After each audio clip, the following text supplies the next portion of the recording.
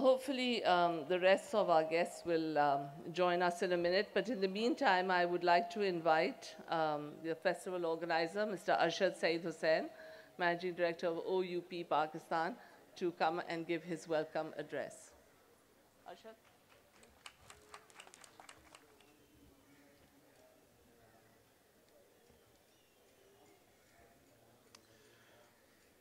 Dr.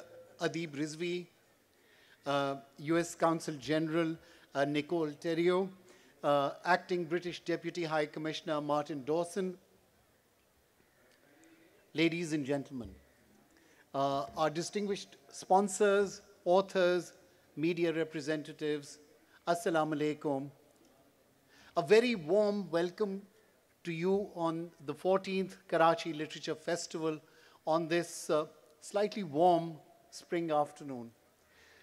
We didn't expect it to get this warm this quickly, but who can say about the weather? But the gentle palm trees of this iconic hotel by the sea have been the setting of this festival for many years.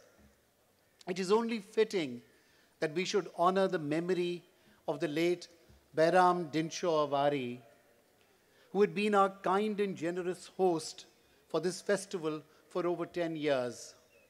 Our condolences to the Avari family. Let us also take time to remember some of Pakistan's leading literary luminaries who have graced the KLF stage and have recently passed away. We honor the master thespian, Zia Mohyuddin, for his legendary contribution to art, culture, and literature. He was a much admired patron of the Karachi and Islamabad literature festivals.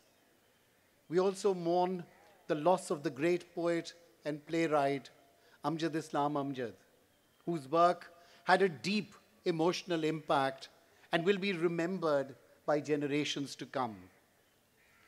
The world of literature has also lost stalwarts like Masood Ashar, Imdad Hussaini, Zulfikar Ghose, Sara Sulairi, Imran Aslam, and others who are no more with us. We honor their memory. Ladies and gentlemen, Karachi Literature Festival is a beacon of hope and discourse with participants from around the country and around the world. Our theme for the 14th KLF reflects the unquestionably challenging times we find ourselves in. People, planet, and possibilities. Ladies and gentlemen, our country is going through a most difficult phase with the highest inflation levels in recent times, affecting each and every one of us. With closures of businesses and industries, rising unemployment, and increasing poverty levels, we, the people, are facing our biggest challenge. As we know, the phenomenon of global warming and its attendant climate change impacting our planet are real and are happening. We are already experiencing catastrophic assaults. The recent devastating floods in Pakistan, which submerged 1/3 of our country and left 30 million people homeless,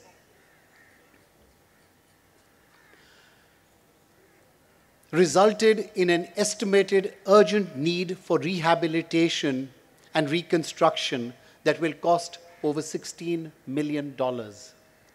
This does not include the much-needed new investment beyond the affected areas that is required to support Pakistan's adaptation to climate change needs and the protection for future climate shocks.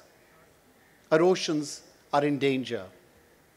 There will be more plastic accumulation in our waters than marine life by 2050. Our northern glaciers, the largest in the world outside the polar ice caps, and a source of water for our rivers, are beginning to melt faster. Ladies and gentlemen, here at the KLF, the idea is not just to talk about these critical issues, but to deliberate on finding solutions, to find possibilities, if you like. And I hope that that is what the intellectuals, the scholars, and thought leaders who are gathered here will engage in over the course of the 3 days. Ladies and gentlemen, as a nation, we've faced crises before and yet have emerged stronger.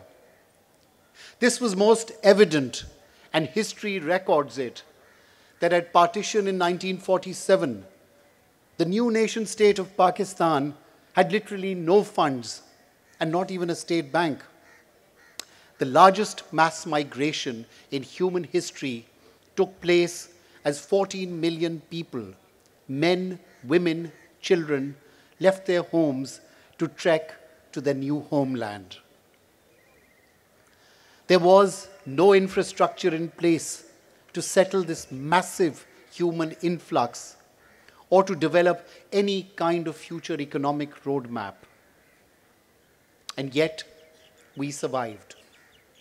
75 years later, Pakistan and its people are more resilient and to a degree better equipped to withstand the current wars. We have a number of extraordinary individuals who have selflessly dedicated their lives to serving Pakistan and to its people despite overwhelming odds. And these outstanding individuals act as a source of inspiration to all of us.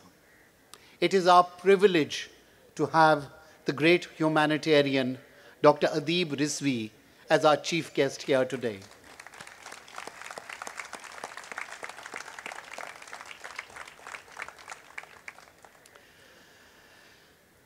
Ladies and gentlemen, today I would like to place before you another key issue impacting we, the people, and that is the state of education in our country. Education affects all aspects of human life: employment possibilities, economic performance, quality of life and thought, the value of leisure, even the dreams a person has. Education is the single most important sector of societal activity on which nearly everything else rests. Quaid-e-Azam Muhammad Ali Jinnah spoke of education as the liberator of our people. I quote, "Education is a matter of life and death for our nation," unquote. And today, ladies and gentlemen, this stands more relevant than ever. The tragedy is that while delivery of education in this vital sector has been growing cumulatively over the past 75 years, there remain large and significant deficits, huge and glaring pockets of illiteracy. Is it not heartbreaking that in our country, almost 40% people cannot read and write? Still more alarming is the predicament of our young generation who represent the future of Pakistan. There are 25 million children, 1/3 of the total school-age population, who are not enrolled in any school and find themselves in a socio-economic trap with no way out. Yes, 1 out of 3 Pakistani children of school-going age are not in school. Ladies and gentlemen, things must change. Rapidly evolving technology has given us new possibilities to reach our learners. The internet, used intelligently and systematically, is a potentially powerful tool for the dissemination of education. The fact that Pakistan has over 122 million internet users, coupled with widespread availability of smartphones, offers phenomenal possibilities for out-of-school children, enabling them to learn anytime, anywhere through digital platforms that offer basic literacy and numeracy. This may be an alternative route to enable our out-of-school children to break free from the socio-economic trap that they are caught in. Ladies and gentlemen, new technologies such as ChatGPT have fueled the artificial intelligence arms race in education. The technology platforms and AI algorithms are redefining the education spectrum and how we live, learn, and work. This new spectrum, if I may call it that, demands a new kind of classroom, new kinds of teaching tools, and individualized learning pathways for each learner. If we remain mired in medieval systems of rote learning and memorization and continue to be dragged down by the educational deficits of the past, we will fail our present and future generations in meeting the challenges of the digital age. As a department of the famed University of Oxford, OUP has been advancing knowledge and learning since its origins. We realize that today's world has changed, and the needs of education and research are evolving in new directions. It is central to OUP's mission to help people discover, validate, and understand the world around them. We regard ourselves as a catalyst for knowledge, and we are in the business of opening people's minds to ideas and information and possibilities that inform thinking and progress. OUP enables learners to navigate a changing world. We here in Pakistan have developed a truly accessible, student and teacher-friendly portfolio of digital products in numeracy, literacy, and sciences that support learning anytime, anywhere.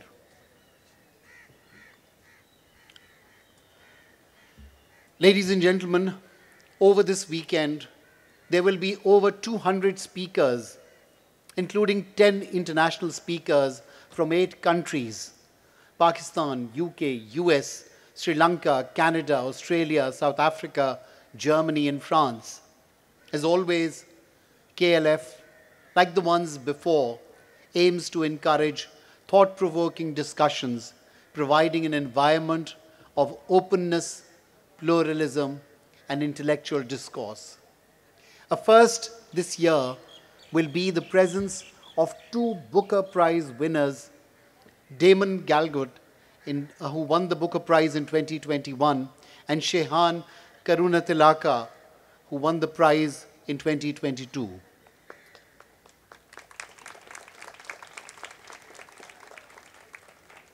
A very warm welcome to all our speakers and panelists. Our sessions this year include areas of education and cricket, and many more that will come under discussion. I mention cricket because as a nation, we are obsessed with it. And the game deals with the sport as part of the country's larger social, political, and cultural framework. There will also be deliberations on numerous other issues of immediacy, of concern, of literary significance, intellectual originality, and of delight. We're looking forward to the intellectual excitement, wide-eyed curiosity, and intense debate. And of course, since it's a festival, there will be entertainment, festivity, and just plain having fun. Before I close, I would like to acknowledge our sponsors who have helped make this festival possible. Special thanks are due to HPL, our lead sponsor, for their generous support. Thank you also to Getz Pharma, English Biscuits, Neo by Kaizen Paints, the British Deputy High Commission Karachi, the British Council, the US Consulate in Karachi, Goethe Institute, Embassy of France, NBP Funds, Soya Supreme, Engro, Dollans, Jerry's Travels, Costa Coffee, UBL Funds, Tapal Danedar, Divi, MCB Art, Arif Habib, Herbion, and as every year, our partner, SMS Security. Thank you to everyone for being with us this evening and over the next 3 days. Thank you.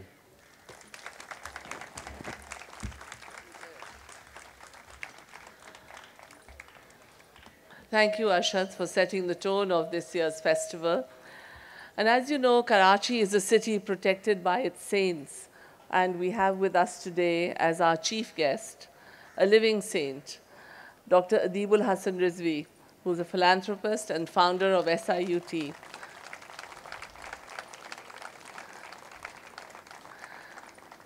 I would request Dr. Rizvi to please address all of us, and I think they're going to bring you a mic.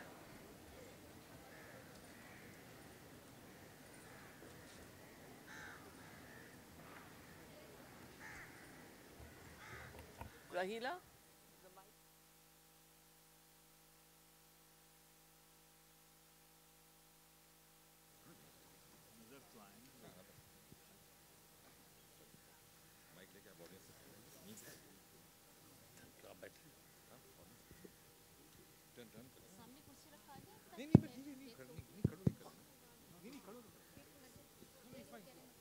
अस्सलाम वालेकुम। अभी तक तो आपने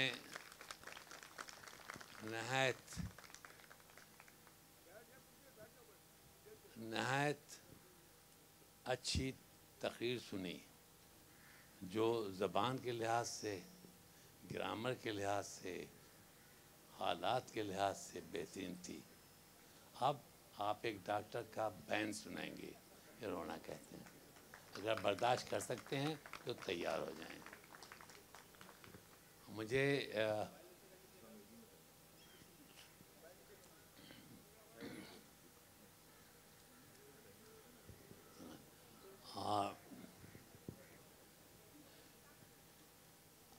जितनी बातें अरशद साहब ने बताई हैं हर एक सही है, लेकिन एक अच्छे बिजनेसमैन होने की नाते उन्होंने बहुत सारी चीज़ें जो हैं वो मेरा ख्याल है ड्रॉप कर दी।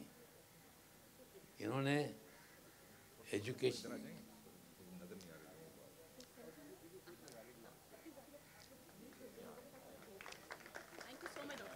सारी आप लोगों को डिस्टर्ब कर रहा हूँ। So actually, I am a uneducated person from the society of Karachi because I am a doctor, and all of you who have unfortunately sometimes being under the doctor, we know two things: stethoscope, fingers, thermometer, and then before you could say what's wrong with you, we will give the diagnosis. It is not only here, anywhere in the country, anywhere in the world. So I have been listening and with great interest what has been described. Arshad Sahab is a very good, excellent speaker, and he has just exposed what he wanted to be exposed and very nicely hiding away what he didn't want we all to know, because he's a businessman. That percentage had to be there. Arshad Sahab, I think you will not mind my remark. As a doctor, what I see patient with empty stomach. I see the children who need immunization. I see hospital which need bed and the medicine, running water. I see the need for immunization. I see the need of the patients to be brought on their own, not on their own, but by us and treated. I'm sure even this function, you don't mind, lot of support must have come from pharmaceutical. Am I right? Lot of must have come, but don't forget that these pharmaceuticals have to remember that what they are giving, investing in this function, quite a bit is needed by the patient. Our education is actually in a pitiable state, and education is not for everybody. If you don't believe it, in practice this is what is happening. Education for those who can snatch it. Education for those where the family is prepared to educate their children and send them abroad. Education for those who have got ambitious parents who want to see their children to become doctor, diplomats, bureaucrats, and above all, politicians. But this number of the people is very less. I think it is about time that we should turn our eyes towards the school where we say that so many 100,000 students have been admitted. Do you think a student with empty stomach walking in a school will pick up anything other than hatred? Nothing. Do you think there is a student who has been in the school and then came without being taught by the teachers who are missing, not there? So school needs its upgrading. A school needs to be converted in a school, not in the autark of some landlord. A school needs teachers who are there. A school needs the children who are well fed. A school needs children who have got all the motivation which is required if you want a nation. If you want a nation, you have to create the population, the children. Children should be healthy, they should be educated, they should be above all ism. And there should be only one thing which they should remember, because they have got certain aim which you want to do. And they should be helped in achieving that aim which they have got. I can tell you, every child, if you go to a school, has got some ambition. He will not talk, but he has got some ambition in the back of his mind. You ask them. If you give him opportunity, he will lead. But opportunity to be given to a child whose body is half covered, half naked, whose meal or scarce, who hasn't got shoes to wear on. So don't expect anything from such children. If you are sowing a seed, you prepare the soil. If you want to educate the children, you have to prepare them. They should be immunized, they should be well fed, they should be fully looked after, and they should be educated. And then you will turn the whole nation, it will turn the whole nation into the real nation. Please remember this. I did my MBBS from Karachi. Then I had the opportunity to go abroad, knowing many of my colleagues who had the same desire but could not. They stayed here. They would have been better doctor than me, better surgeon than me, and they were more loyalist to the country than me. So don't waste the wealth. Our wealth is the children, school-going children. Our wealth are the workers who are working, and they are working without any extra compensation. Our wealth is our teachers in the schools who come and teach, and then with the empty stomach they go out and look for the tuition here and there. So you are sitting on a heap, on a mountain of gold. And this gold is in the form of your human being, your young generation, which is just going rot here and there. Can you believe me that we have not even been able to immunize all those we need? We have not been able to provide a school all those who need. We have not been able to look after the desire of our young generation who are just loitering here and there. So please, collect all the money which you have got, send it to the school, spend your time in raising the education, spend your time in immunizing the children, spend your time in improving the lot of the country. The lot of country will be laid. I think now what I'm talking, you will throw me out. That this land is full of gold. This land is growing bumper crops, but still we come across with people who are starving. Why this should happen? It's happening. You have to change the law, and you have to put some more in the stomach of your people. They're empty, they're starving. You have to put some clothes on their body, which is naked. You have to put some shade on their head because they haven't got a house to go.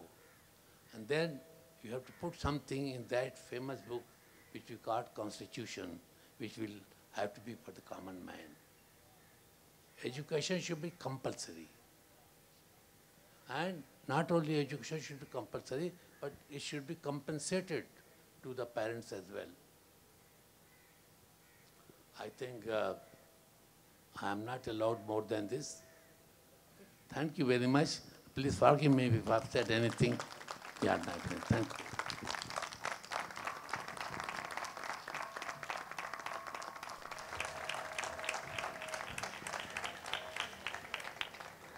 Thank you, Dr. Rizvi.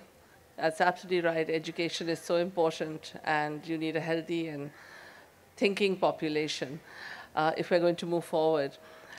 We have 4 guests of honor today, and I would request the U.S. Consul General Karachi, Ms. Nicole Thero, to come and make her address.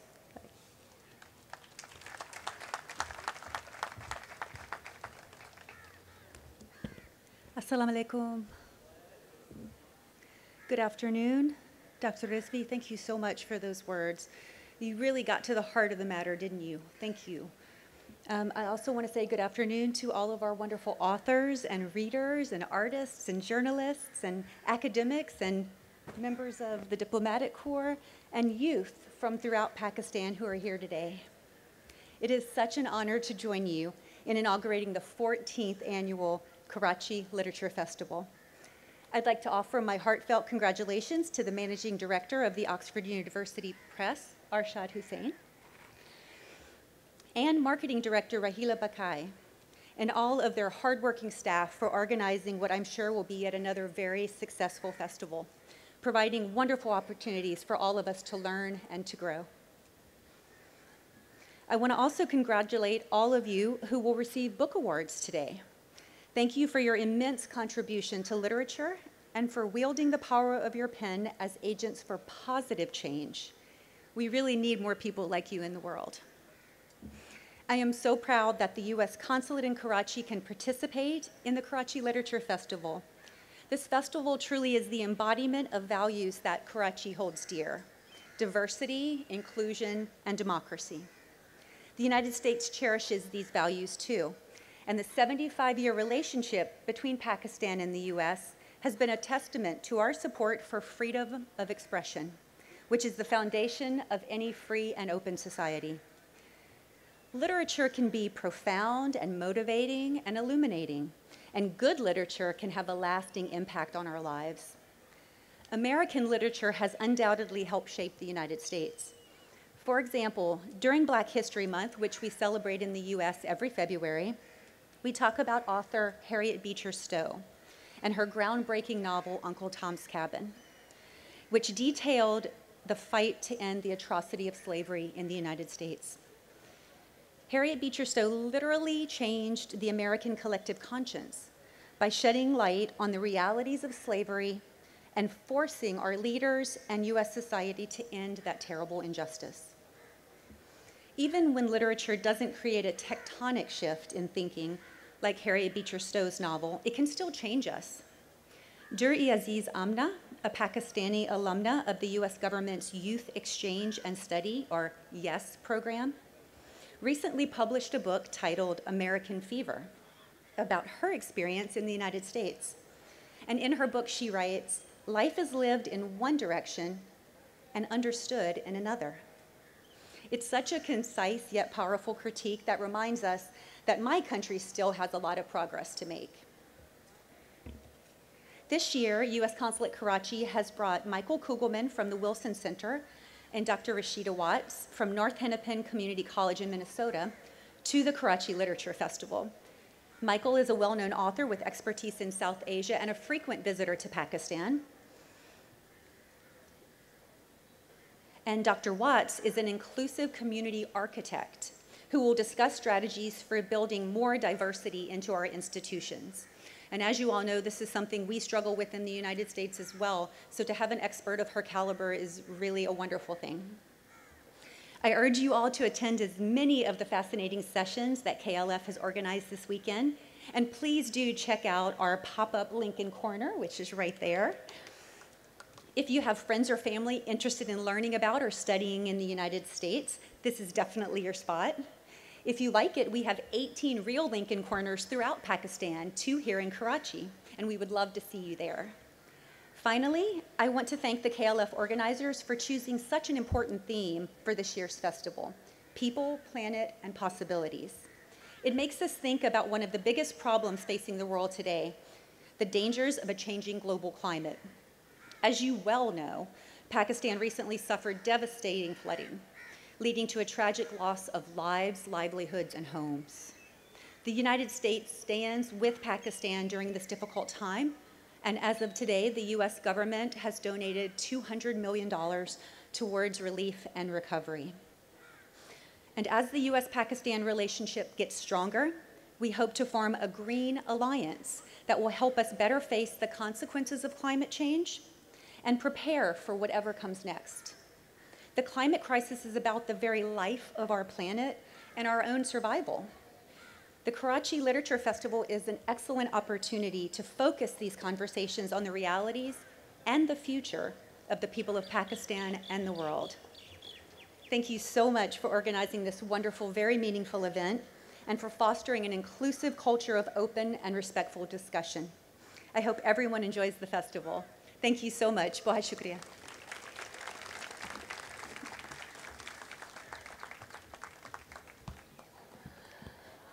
Thank you for that. And yes, we've had a long partnership with the United States, and they've done a lot here. And as they say, you know, do more, right?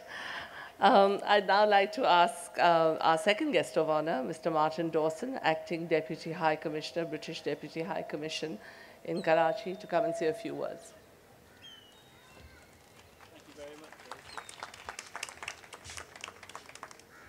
Thank you very much, everybody, and may I just say thank you very much to the Managing Director of OUP, my esteemed colleagues from the Diplomatic Corps, and also the distinguished speakers and guests here this evening.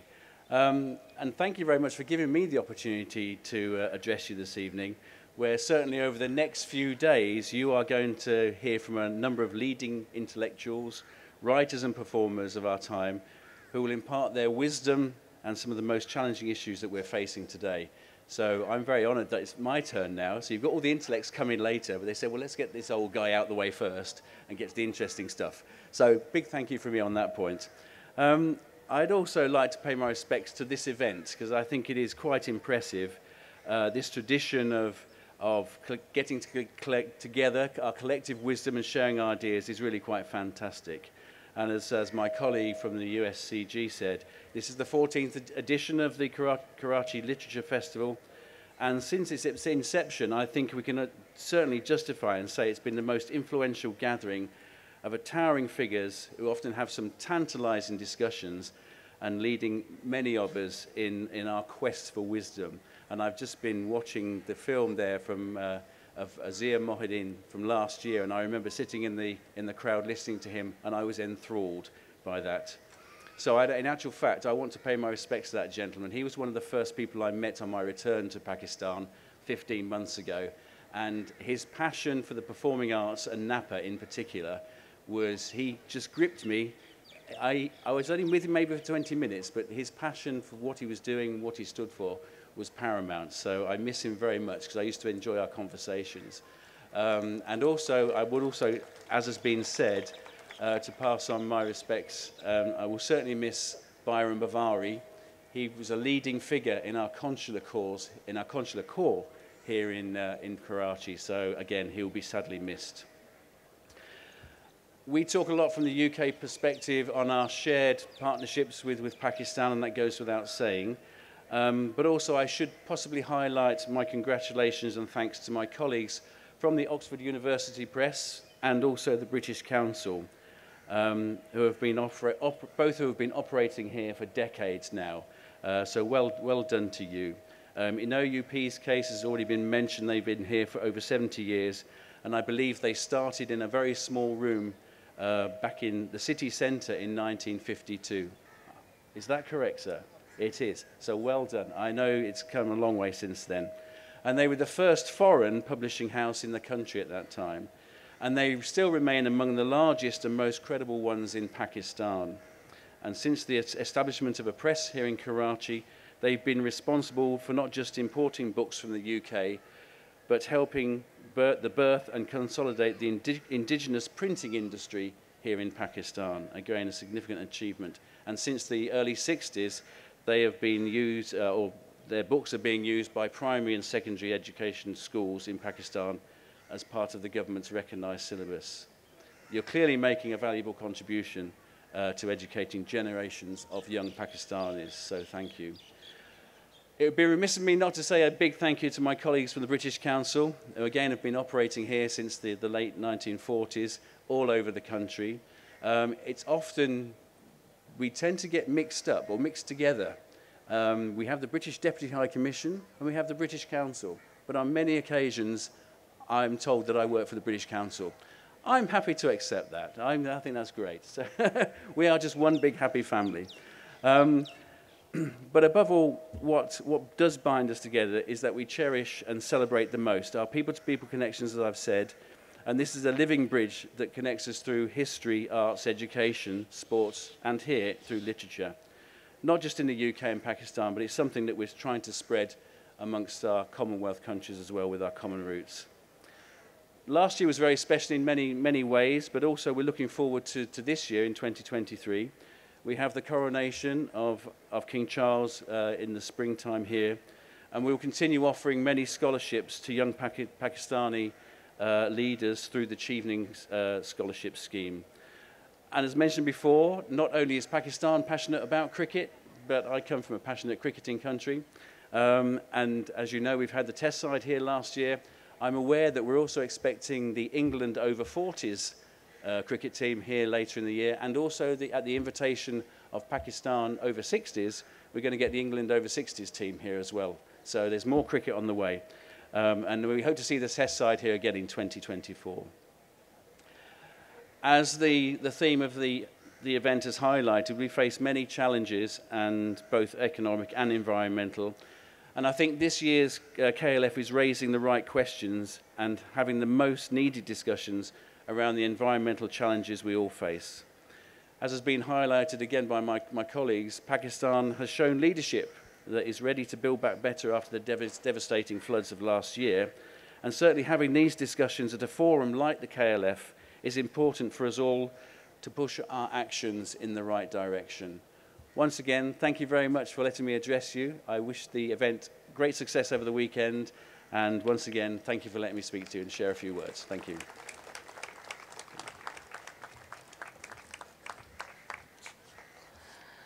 Thank you, Martin. And yes, it's very important to keep that bridge in good repair, and there's nothing better than cricket to do so. So we're looking forward to all these cricket teams coming. Our third guest of honor is His Excellency, the Consul General of France, Mr. Alexis Chata-Tininsky. I hope I said that right.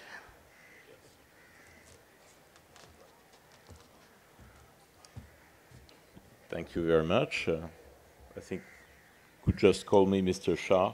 Sounds more Pakistani. I'm very pleased and honored to be here today. I will, at the invitation of our friends from the Oxford University Press here in Karachi, for this 14th edition of the Karachi Literary Festival. I will not repeat all the good words that were said by our guest of honor and the previous speakers from colleagues from the Diplomatic Corps. Just to say very briefly that as a representative of the French government, I'm very pleased that France can be part of this undertaking. We have 3 participants from France this year. One very talented photographer and filmmaker who will be presenting an exhibition and a movie on Lahoti tomorrow night. We have also one of our scientists specializing in the history of Sindh and also in the Mughal history. And we have also one of our professors of literature who made it specially from France to Karachi. So we're very glad that we can be part of this joint undertaking, which is one of the true, I think, intellectual and cultural shining moments of the cultural life in this city of Karachi. So thank you very much for your attention. I look forward to all the presentations and debates this time. Thank you.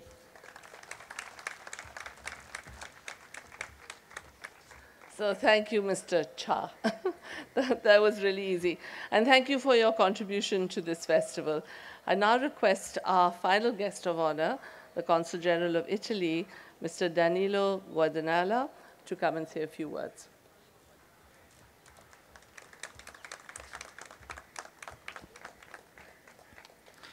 Kawatino Hazrat, Assalamu alaikum. मेरा नाम दानिलो गुर्दनेला है और मैं कराची में Italy कौंसुल हूँ। मुझे आज Karachi literature festival की इस तकरीब में शिरकत करने की बहुत खुशी है।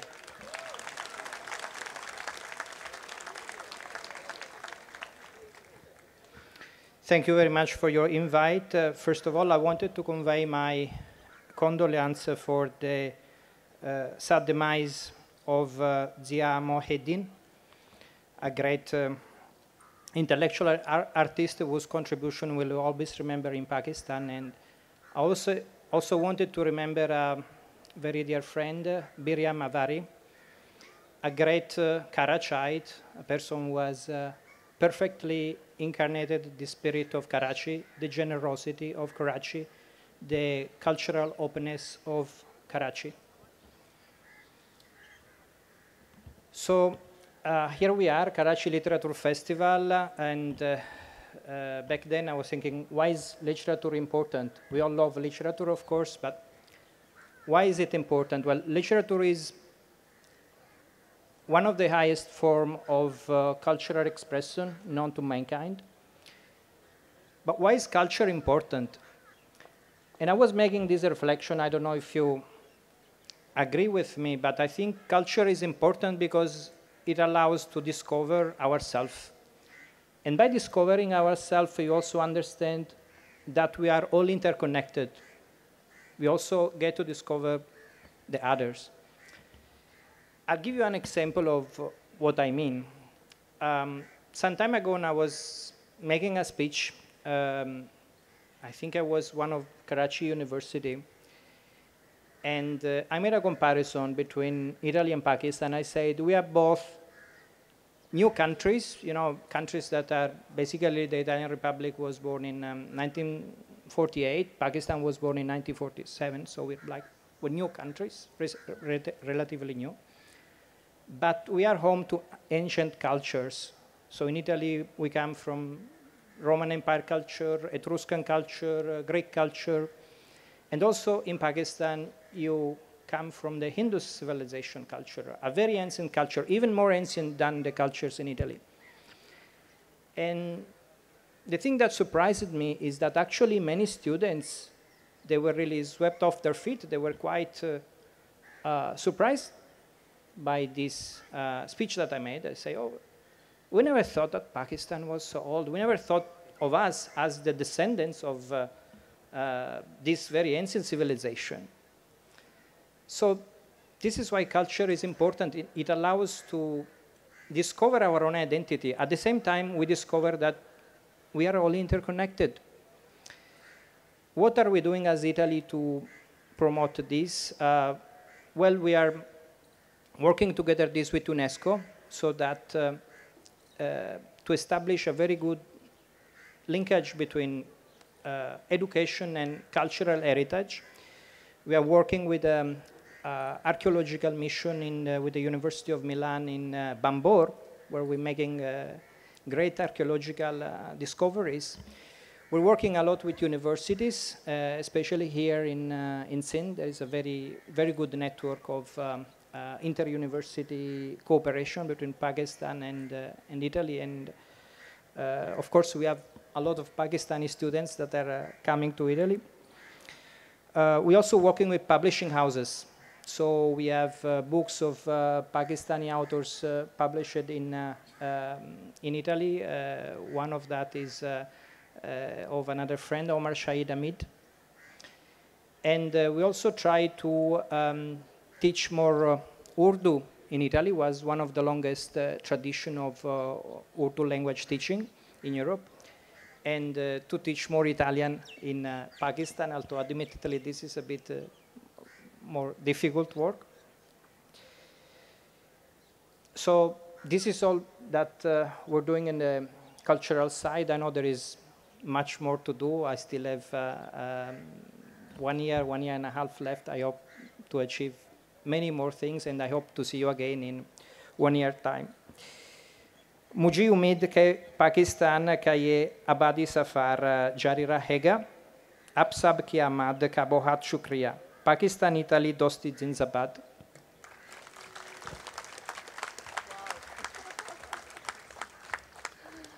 That was excellent Urdu. Roll the R's just right. Absolutely perfect. So you can't have a festival without sponsors, and I'd like everyone to give a huge round of applause to all our sponsors. And I'm going to invite 3 of our sponsors to come up and say a few words. And we'll start with Mr. Ali Habib, who's the Chief Marketing and Communications Officer for HPL.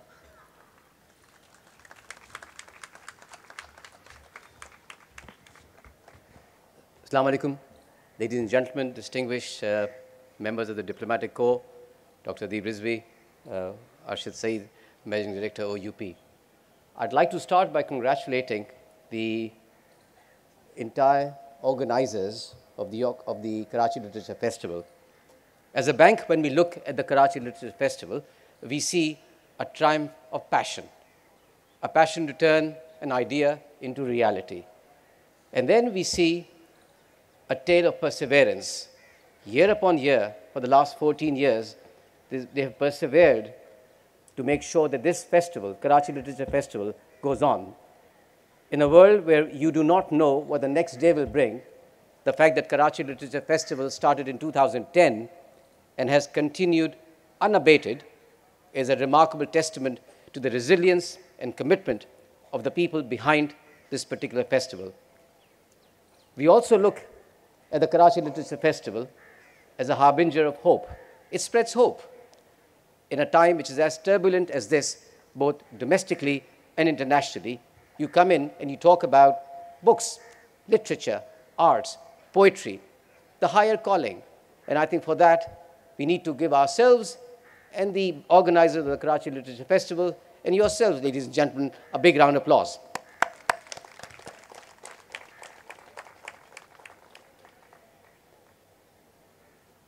HBL is one of Pakistan's largest organizations, not only a bank, but it's been there for the last 80 years. When an organization has been there as long as HBL, it becomes part of the socio-economic fabric of the country. It has multifaceted personalities of it. Banking is one of them. We are part of the society. We support the good that happens in society. HBL's dream or HBL's mantra is enabling dreams. Jahan Khab, wahan HBL. When we look at Karachi Literature Festival, here what we see are words, are dreams being translated into words, poetry, verse, prose.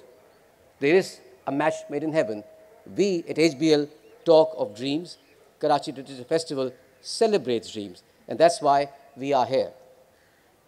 We also realize that in an environment such as this, where there's a great deal of talk of economic hardship, maashi pareshaniyon ki baat hoti hai. The greatest antidote to this economic hardship is a resilient society. एक मुस्तहकम माशरा एक माशी परेशानी से निकलने में मदद दे सकता है. And what better ingredient to a strong society culture is than culture and books. HBL is here to support culture because it then feeds into the society, which then feeds into a prosperous country and economy. That's why we're here, and we hope that this field continues. HBL also deals in hope. We talk a lot about cricket. Aajkal, as some of you who follow that, Pakistan Super League or HBL PSL is in progress. That platform again brings unknown cricketers, youngsters who are playing in remote parts of Pakistan, and suddenly gives them a platform where they can shine, and then suddenly they're catapulted on international arenas. Similarly, we are here today with the Karachi Literature Festival, hoping to provide and support a platform that year upon year ensures that budding talent gets to showcase their output, and established talent, poets and artists, get to share their output with a very hungry for hope public. As you can see here, we also, right behind you, when you get an opportunity for the next 3 days, we have an open art festival, art exhibition right behind you. You can enjoy that art. HBL owns and curates one of the largest art collections in Pakistan, and we would like to share that art, parts of the collection of that art, with the larger public. Enjoy that art. Also behind there, you will also see, we talked about the legendary Zia Muhyiddin Sahab, jinka haal hi mein intiqal hua hai. 2 months ago, we invited him over as a part of our evening with the icons. An icon is, when definition of icon in dictionary is someone who's worthy of veneration, qabile parastish. We invited Zia Muhyiddin Sahab, and he came over. That recording is there as well. And what better way to remember someone, an artist or a poet or a writer, by narrating his work. आज से 1970s की बात है, जब ज़िया मुहीद्दीन साहब कराची आए, तशरीफ़ लाए, और उन्होंने आने के बाद पाकिस्तान का पहला टॉक शो ज़िया-मुद्दीन शो शुरू किया, जो यहाँ कराची में हर सैटरडे को रात 8 बजे फ्लीट क्लब कराची में उसकी रिकॉर्डिंग होती थी। और उस ज़िया-मुद्दीन शो का एक बड़ा दिलचस्प तरीका ये था कि वो उस शो के बाद, और आज के टॉक शोज़ को मेरे ख्याल में एक बार फिर उसको देखना चाहिए कि किस तरीके से नफासत से और सलीके से एक शो कंडक्ट किया जाता है। वो उस शो में फिर एक कोई नज़्म पढ़ते थे और वो साजिंदों की तरफ देखते थे और कहते थे, दीजिएगा ठेका शाकिरा की माँ ये बोली, शाकिरा की माँ ये बोली, मुझे अपनी लड़की के लिए बर चाहिए, हो वो लूला हो वो लंगड़ा मगर हो CSP, शाकिरा की माँ ये बोली. That is something that we remember Zia Saab about. He left a cultural legacy that we are all proud of. At the end, I congratulate the Oxford University Press once again for hosting this fantastic session year after year for the last 14 years. And I congratulate you all, the participants and the audience, for taking time out to share your excellence with people such as ourselves. Thank you and have a nice 3 days. Assalamu alaikum.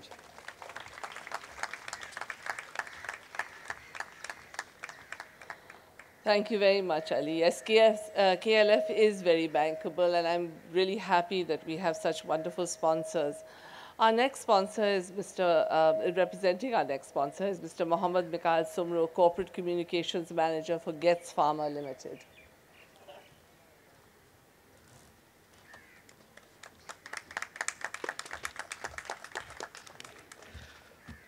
Assalamu alaikum. First of all, I'd like to start by congratulating OUP for successfully reaching the 14th Karachi Literature Festival. This is no small task. When we first saw OUP start this journey to revive our nation's fading interest in literature, it seemed impossible. Nobody thought they would do it. But the fact that they have united people of all ages, socioeconomic backgrounds, and interests at a single venue is a big accomplishment. And they do it year after year without losing focus on their goals. Congratulations.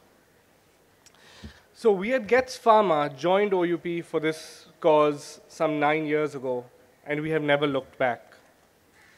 This festival celebrates the values that we hold dear: the power of storytelling, the richness of language and culture, and the beauty of creativity. The theme of KLF this year is People, Planet, and Possibilities, all three encapsulating the essence of Getz Pharma. We have a strong commitment to CSR and believe that it is our responsibility to give back to society in every way we can. We do so in the form of skill development and education for the underprivileged, preservation of art and cultural heritage, preservation of the environment, and health for the underprivileged. These are not just words for us. These are the values we live and breathe every day. At KLF, Getz Pharma sponsors 3 very important awards recognizing the works of Pakistani authors in English fiction, Urdu prose, and Urdu poetry. We also host a session on the Getz Pharma EACPE Film Awards. This year's Film Awards are particularly special because of the theme, Unearthing Cultures of Pakistan. We have successfully received over 100 entries from all across Pakistan, which is a testament to the diversity of the filmmakers in Pakistan, each one special in their own way. Some of the stories we will see this weekend offer a unique window into the myriad of cultures that exist in our own country and the people who make them come alive. We are grateful to our panel of judges who have dedicated their time to carefully sifting through and scoring and selecting winners out of so many. We look forward to announcing them tomorrow afternoon, so please do join us if you get a chance. We believe in supporting and celebrating the arts as we understand the important role they play in our society. We hope that this festival will continue to inspire our new generation of writers, poets, photographers, and filmmakers, and we are honored to play a small part in making that happen. I also hope that this festival will inspire each of us, each of you, to connect with our roots, to tell our own stories, and to make a positive impact on the world. Thank you for being here, and we hope that you enjoy the festival. Thank you. Thank you, Mikhail, for that wonderful tribute to the festival and also for all your support and the book awards. I'd now like to request Ms. Laila Jameel, Director of Arts, British Council, Pakistan, to come and say a few words.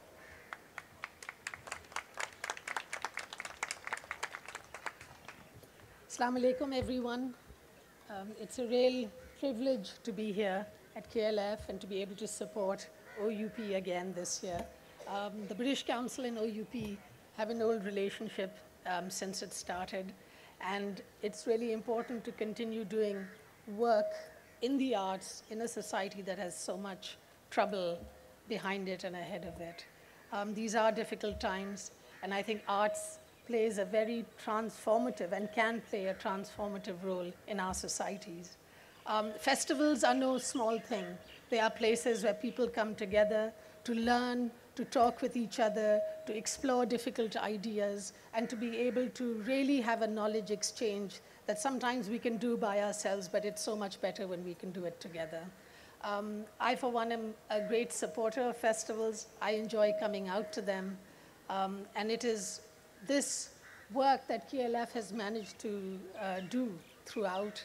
A big round of thanks to Arshad and Rahila and the OUP team for keeping this going. During COVID, they managed to go digitally and reached out to audiences all across the world. But there's something to be said for digital connection and something to be said for face-to-face connection. And this is a balance we have to think about as we go forward. Digital definitely allows us to have a softer footprint, a carbon footprint when we meet digitally, but there's some magic that happens when people meet face-to-face. You get to see the great literary figures that you've read about, and you get to have a conversation with them or get to have their thoughts firsthand. So I hope you all enjoy the program ahead. You know, the British Council works quite deeply in Pakistan. We work with young people, we work with artists. We've had the Pakistan-UK season in celebration of 75 years of Pakistan. We've worked with over 50 organizations, worked with people face-to-face. More than 30,000 people have interacted in the Pakistan-UK season, and that's the work we want to do going forward. OUP, KLF is a great example of that connectivity, and we're really happy to be able to support it. Thank you so much for your time. Thank you for inviting me here. Thank you, Laila. We have two keynote speakers today. So I'll request our first keynote speaker, Ms. Noorul Huda Shah, a dramatist, short story writer, and poet, to come and say a few words. Thank you.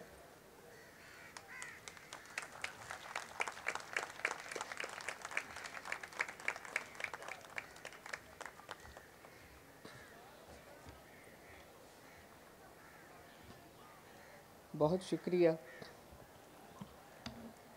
उन सबको सलाम जो प्यारे चेहरे जो ज़हीन चेहरे यहाँ बैठे हैं।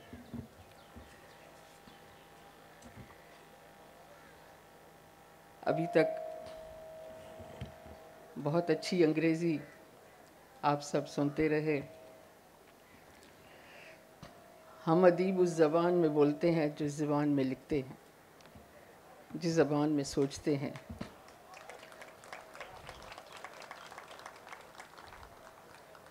मेरी मादरी ज़बान सिंधी है, मगर मेरी सिस्टर लैंग्वेज उर्दू है, जो मेरी बहन है, मेरी सखी है, मेरी अपनी है। बहुत सोचा कि इतने ज़हीन लोगों में मुझे क्या बोलना है, मैं क्या बोल सकती हूँ। लेकिन वो हालात, वो कर्ब, वो इस्तराब जिससे हम गुज़र रहे हैं, हम लिखने वालों के पास वही मौजू है, हम उससे हट नहीं सकते, खुद को बचा नहीं सकते, खुद गर्ज नहीं बन सकते, खूबसूरत बातें करके आपका और अपना दिल बहला नहीं सकते। सोच रही थी, लिख रही थी, ख्याल आया इब्ने आदम को ज़मीन पर, इब्ने आदम के पास जो मैं भी हूँ और आप भी हैं, दो हथियार उसके हाथ में रहे हैं हमेशा से, जिनसे वो खेलता रहा है, जिनके सहारे वो पनपता रहा है। एक है नफ़रत, एक है मोहब्बत। ये दो हथियार हैं जिन्हें लेकर वो इस ज़मीन पर चला है। नफ़रत वो दीमक है जो हज़ारों, लाखों, करोड़ों लोगों को खा जाती है। नफ़रत आपके अंदर वो एहसास डालती है जिसमें हम किसी और को जीने का हक़ नहीं देते। मैं सही हूँ, मैं जो कह रहा हूँ वही सही है, मैं जो सोच रहा हूँ वही सही है, आप सब बाकी के लोग जो हैं वो हमारे काबिल नहीं हैं, मेरी सोच के मुताबिक नहीं हैं। इख्तिलाफ और नफ़रत में जो फ़र्क है, उसके बग़ैर हम नफ़रत के दीमक को अपने अंदर एब्ज़ॉर्ब कर चुके हैं। हमें नहीं पता हम क्यों नफ़रत कर रहे हैं, हमें उसका एहसास भी नहीं है। हमें शिकार चाहिए, चाहे वो औरत हो, चाहे वो कोई गैर मुस्लिम हो। हमें जन्नत के शॉर्टकट्स चाहिए। हमसे नहीं होता कि हम मेहनत करें, मोहब्बत का काम करें और फिर पता नहीं इतनी कुर्बानियाँ दें, एक दूसरे के सामने झुकें, एक दूसरे को कबूल करें, फिर पता नहीं जन्नत मिलती भी है कि नहीं। बकौल मौलवी के नहीं मिलती है। ये जो दो चीज़ें हैं, इनके साथ ज़मीन के इस गोले पर, मेरा जो आज का मौजू है, ज़मीन के इस गोले पर हज़ार लातादाद तर लातादाद कहकशाओं, चाँद, तारों, सैयारों, इस सारे हुजूम में एक छोटा सा ज़र्रा है ज़मीन का, छोटा सा ज़र्रा है जो एक बड़े सहरा के अंदर, रेत के सहरा के अंदर, रेत के एक ज़र्रे के मानंद मौजूद है। उस ज़र्रे के अंदर इंसान को दो चीज़ें अनायत हुई हैं और वो कमाल की अनायत हुई हैं। हम उससे बेखबर हैं, मगर इंसान को इस ज़मीन नाम की चीज़ पर, इस ज़मीन के गोले पर जो दो चीज़ें इनायत हुई हैं, एक है वतन, दूसरा है हम वतन।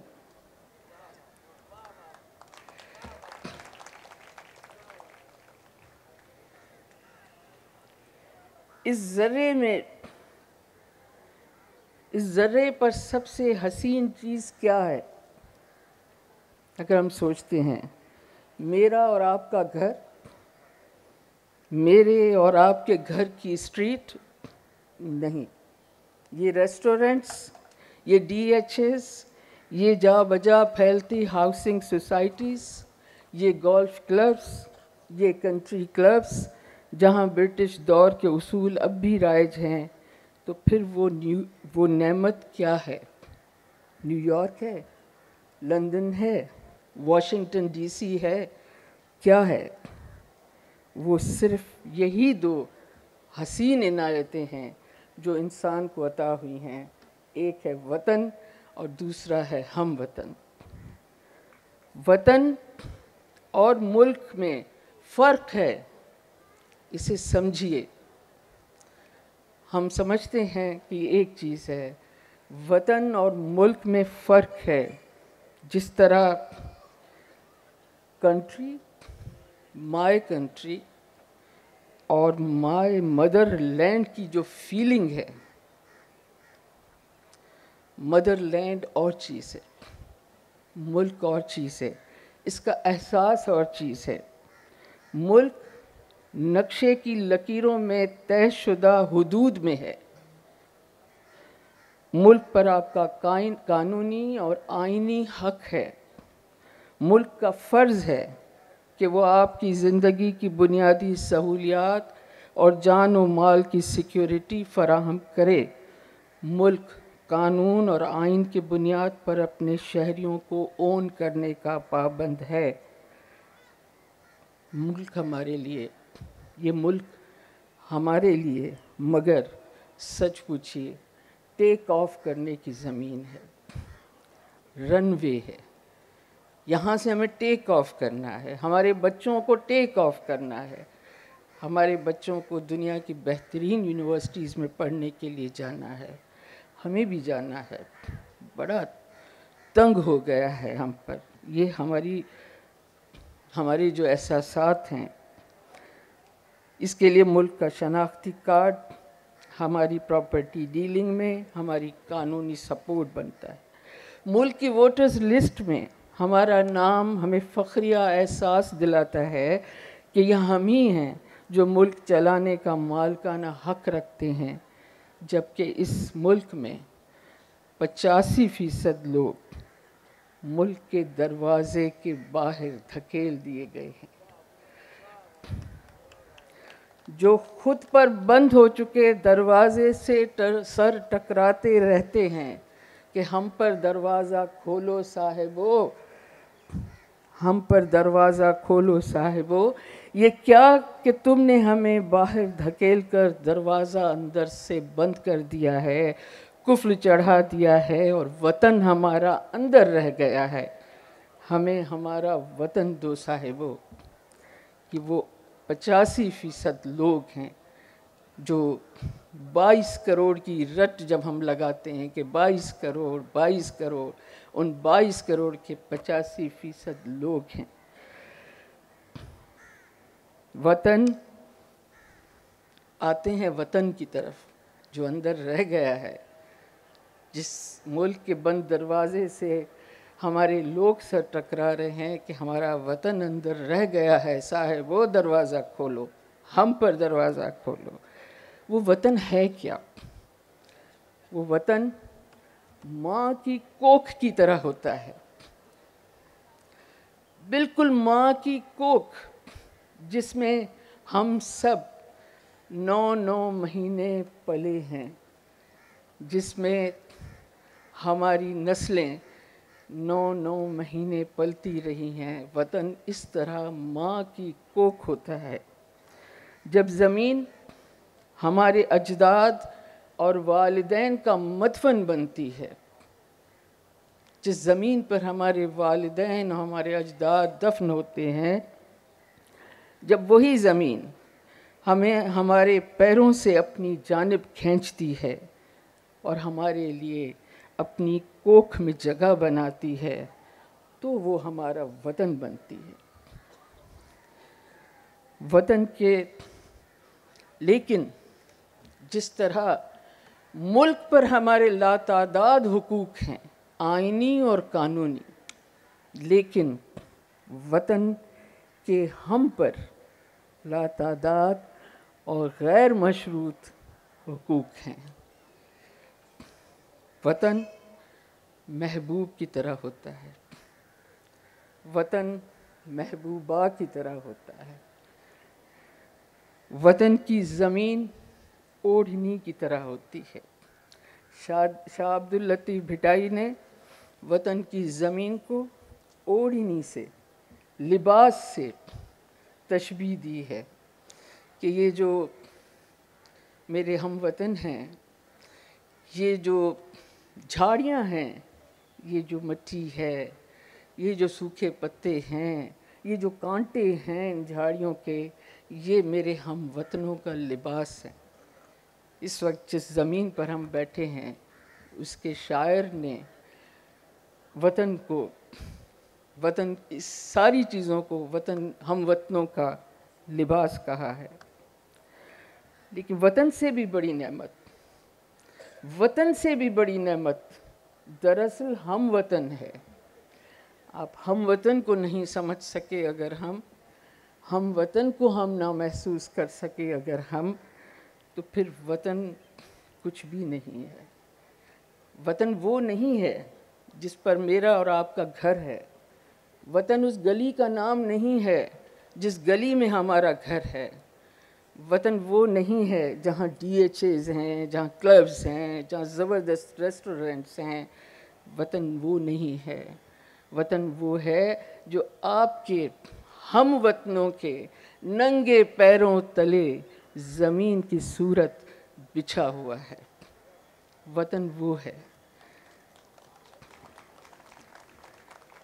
हम वतन वो है जिसके दुख पर आपका दिल सुलग उठे। हम वतन वो है जिसे बेख्तियार उसके मैले वजूद को, उसके थके हुए वजूद को, पसीने और खून में बसे रचे उसके वजूद को आप सीने से लगा लें, आप उसका दुख सुनें। और ये कोई और मखलूक नहीं होती है, हमारे ही इर्द गिर्द है, हमारी ही हुदूद में है, मगर हम उन तक नहीं पहुंचते हैं। मशरक़ी पाकिस्तान क्या था? हमारी नौजवान नस्ल जिसने सिर्फ सुना है, मशरक़ी पाकिस्तान एक ज़ख्म है जिसे कभी भी नहीं भरना चाहिए। अगर हमें इस मुल्क की बका चाहिए, इस वतन में रहना है, तो इस ज़ख्म को कभी भी नहीं भरना चाहिए, इसे खुरचते रहना चाहिए। तब हमें पता चलेगा कि हम कहाँ खड़े हैं। मशरक़ी पाकिस्तान, जिसे अब बांग्लादेश कहते हैं, वो क्या था?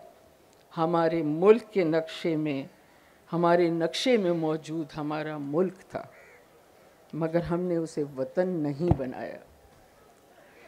बंगालियों को हमने हम वतन नहीं बनाया। बंगाली औरतों को हमने अपनी माएँ बहनें नहीं बनाया। बंगालियों को हमने महबूब नहीं बनाया। यही वजह है कि जब हमने हम वतन को धकेल दिया तो वो अपना वतन उठाकर चलता बना, हम देखते रह गए। हम वतन से कुर्बत का जो ज़रिया है वो हम वतन की ज़बान है, कल्चर है, अदब है, आर्ट है, और उसके साथ साथ वतन का दुख, हम वतन का दुख, हम वतन पर गुज़रती हुई मुसीबत, हम वतन के हालात, उसे अपनी रगे जां में महसूस करना है। अपना हक भूलकर हम वतन के हक के लिए आवाज़ बुलंद करना है। ये है वतन का कमाल और हम वतन में से कुर्बत का कमाल। जब आप अपने हक से दस्तबरदार हो जाएं और कहें कि पहले ये मेरे हम वतन का हक है, ये इसे दीजिए, मुझे बाद में दीजिए। दिल तड़प उठता है हम वतन के साथ होती ज़्यादती देखकर। अपनी रोटी हलक से नहीं उतरती हम वतन की भूख देखकर। बखुदा ये मामला इंसान दोस्ती का नहीं है, इंसानियत का नहीं है। हम अपने आम फहम में ये समझेंगे, आप भी ऐसा समझेंगे, लेकिन बखुदा ये मामला इश्क का है। ये वो इश्क है जो सूफियों ने किया कि हम वतन का गमगुसार बनकर ही खुदा से इश्क का मामला जोड़ा जा सकता है, वरना वो कहता है मुझे तुम्हारी ज़रूरत नहीं है। ये इश्क का मामला है। यही वजह है कि इस ज़मीन के, पाकिस्तान के इस दायरे में, इस ज़मीन के जितने भी सूफ़ी शोरा हैं वो हम वतनों के दरमियान बैठे। हम वतनों की ज़बान में उन्होंने लिखा, हम वतनों के अंदाज़ में उन्होंने लिखा। यही वजह है कि देखिए कि हमारा मयार कुछ और है, उनका मयार आज भी गाँव, गोठों, देहातों में चले जाएं, उनका मयार कुछ और है। उनका इजहार कुछ और है। हमारा हम वतन कुछ और सोचता है, हम कुछ और सोचते हैं। मैं आपके छोटी सी मिसाल देते हुए, वतन, हम वतन, इश्क, उससे मोहब्बत, आपके पसंदीदा, क्योंकि इसमें मेरा ख्याल है कोई भी ऐसा यहाँ नहीं है फैज़ साहब जिनके पसंदीदा शायर ना हों, और फैज़ साहब की कई नज़में गज़लें जिसे याद ना हों। मगर आपको समझाने की खातिर एक नज़्म का हवाला देती चलूँ। बड़ी सबकी पसंदीदा नज़्म है। मैंने समझा था कि तू है तो दरख्शां है हयात, तेरा गम है तो गमे दहर का झगड़ा क्या है। तेरी सूरत से है आलम में बहारों को सवाब, तेरी आँखों के सवा दुनिया में रखा क्या है। तू जो मिल जाए तो तकदीर निगुम हो जाए, यूँ न था मैंने फ़कत चाहा था यूँ हो जाए। अब सुनिए, मोहब्बत का महबूबा से इजहार करते हुए, महबूब से मोहब्बत का इजहार करते हुए आपका पसंदीदा शायर कहता है कि यूँ न था मैंने फ़कत चाहा था यूँ हो जाए। और भी दुख हैं ज़माने में मोहब्बत के सिवा, राहतें और भी हैं वस्ल की राहतों के सिवा। वो क्या है? अनगिनत सदियों के तारीक वही माना तिलिस्म, रेशमो अतलसो किम ख्वाब में बुनवाए हुए, जा बजा बिकते हुए कूचाओ बाज़ार में जिस्म। आपके हमवतन की बात हो रही है। महबूब की से मोहब्बत वहीं रुक गई कि और भी दुख हैं। वो दुख क्या हैं? वो मेरे हम वतन के दुख हैं।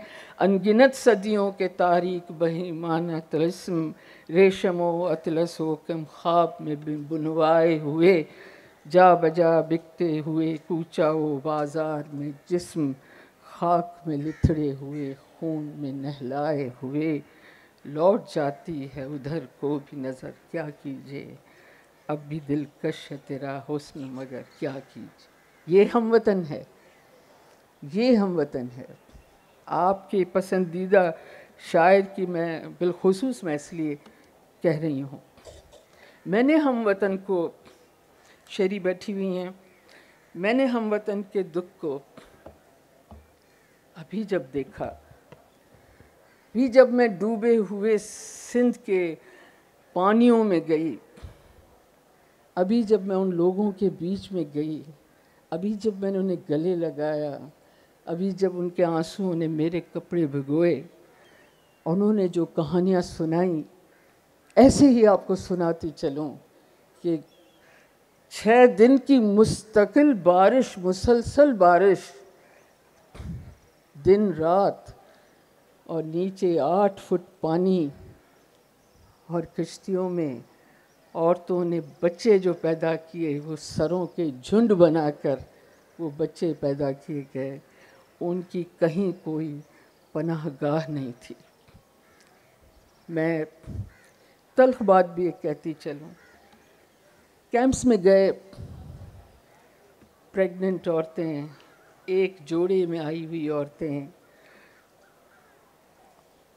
एक दिन अचानक व्हाट्सएप पर मुझे मैसेज आया जो वायरल था, इस बड़े शहर में डाकू आ गए हैं, सैलाब ज़दा इलाकों से भागकर इस बड़े शहर में डाकू आ गए हैं, दरवाजे बंद कर दो, अपनी हिफाजत का बंदोबस्त करो, डाकुओं को निकालो। अच्छे अच्छे पढ़े लिखे अपने दोस्त ये मैसेजेस जब आए, बाखुदा मेरा बस नहीं चलता था, मैं पूरे सिंध के डूबे हुए लोगों को सीने से लगा लूँ। मेरे हम वतनों को डाकू ना कहो, ये अपने घर छोड़ कर आए हैं, ये अपनी ज़मीन छोड़ कर आए हैं और चंद दिनों के लिए आए हैं, बड़े शहरों से इन्हें मोहब्बत नहीं है। और वही हुआ, वो अपने साथ यहाँ कैंपों में जब गए तो वो अपने साथ एक देवर, उसके साथ एक मर्द, उसके साथ उसकी भाभियाँ, उसकी बहनें, एक और मर्द, उसमें घर की और ख़वातीन, चंद मर्द, औरतों का हुजूम, और जब पानी ज़रा सा नीचे उतरा, वो यहाँ से बच्चे लेकर, बच्चे पैदा करके यहाँ से निकली तो हाईवे पर जलकर राख हो गईं वो मेरी हमवतन औरतें, जिन पर ये इल्ज़ाम था कि ये डाकू आए हैं सिंध से। देखिए, हम वतन से मोहब्बत तो करके देखिए, दुनिया में हम क्यों आए हैं? चंद क्लब्स, चंद रेस्टोरेंट्स। मैं इस वक्त भी किसी भी अच्छे रेस्टोरेंट में आप जाइए, हम खुश हैं। हमें पता ही नहीं है कि रोटी नहीं है, हमें पता ही नहीं है कि आटा नहीं है, हमें पता ही नहीं है कि हमारे हम वतन कतारों में मारे मारे फिर रहे हैं और लपक लपक कर आटे की बोरियां पकड़ने की कोशिश कर रहे हैं। हम खुश हैं। मैं KLF के इस प्लेटफॉर्म से मैं दरख्वास्त करती हूँ आप लोगों से, वतन और हम वतन से मोहब्बत तो करके देखिए, इश्क तो करके देखिए। देखिए, आपको अपने आप से मोहब्बत हो जाएगी, अपने आप से इश्क हो जाएगा, अपना आप पर आप पर ज़हूर होगा कि अच्छा ये मैं हूँ।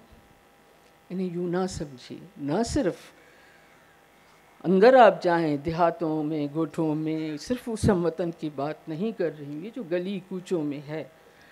और इन्हीं गली कूचों के हवाले से मैं आखिर में अपनी बात ख़त्म करने से पहले ज़रूर कहना चाहूँगी, ये जो KLF है,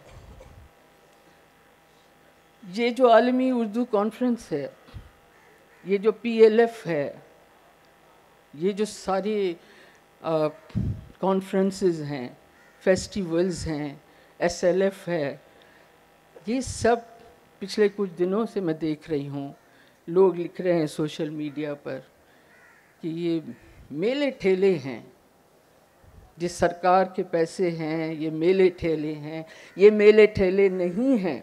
वो नस्लें जिन्हें तबाह करने की कोशिश की गई, वो नस्लें जिन्हें ज़हनी तौर पर मफलूज करने की कोशिश की गई, वो नस्लें जिनसे सोच, इजहार, अपनी राय का इजहार, अपने इख्तिलाफ का इजहार छीन लिया गया, उन नस्लों को दोबारा समेटने का ये काम है। ये जिसे आप मेले ठेले लोग कह रहे हैं, ये दर्द दिल की दवा है दरअसल। ये हमारे गली कूचों के बच्चे आते हैं इसमें, वो इन अदीबों, शायरों, दानिश्वरों को सुनते हैं और उन्हें पता चलता है कि नहीं, अभी क़यामत इस मुल्क पर नहीं आई है। अभी सोचने वाले लोग, बोलने वाले लोग, अपनी राय रखने वाले लोग, हमारे अपने लोग, हमारे हम वतन अदीब और दानिश्वर और शायर अभी ज़िंदा हैं। खुदारा दर्द दिल की इस दवा को मेला ठेला कहकर और सरकारी ख़जानों की बात करके मोहब्बत और शऊर फैलाने के इस काम को बर्बाद करने की कोशिश ना कीजिए। बहुत शुक्रिया।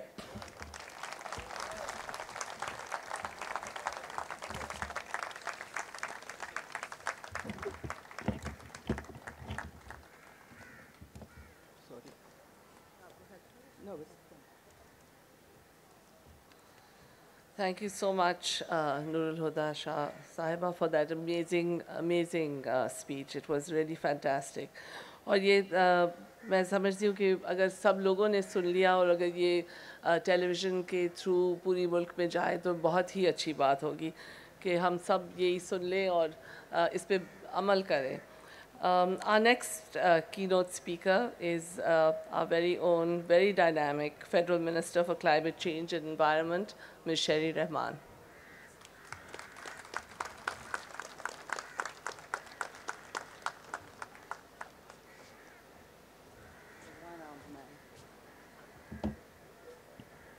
Good afternoon, Bismillah Rahman Rahim.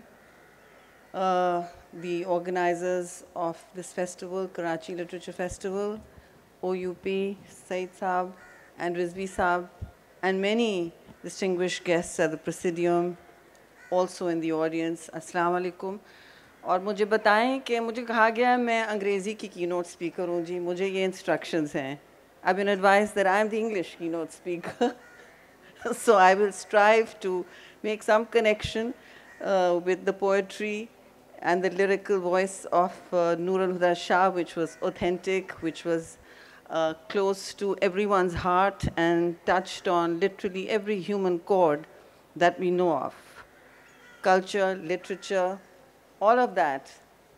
Someone might ask me, what does it have to do with what you've been asked to speak about? माहौलियात का आपसे अदब से क्या ताल्लुक? Climate का क्या ताल्लुक literature से? Why are you doing this? Well, some summits I've been speaking at.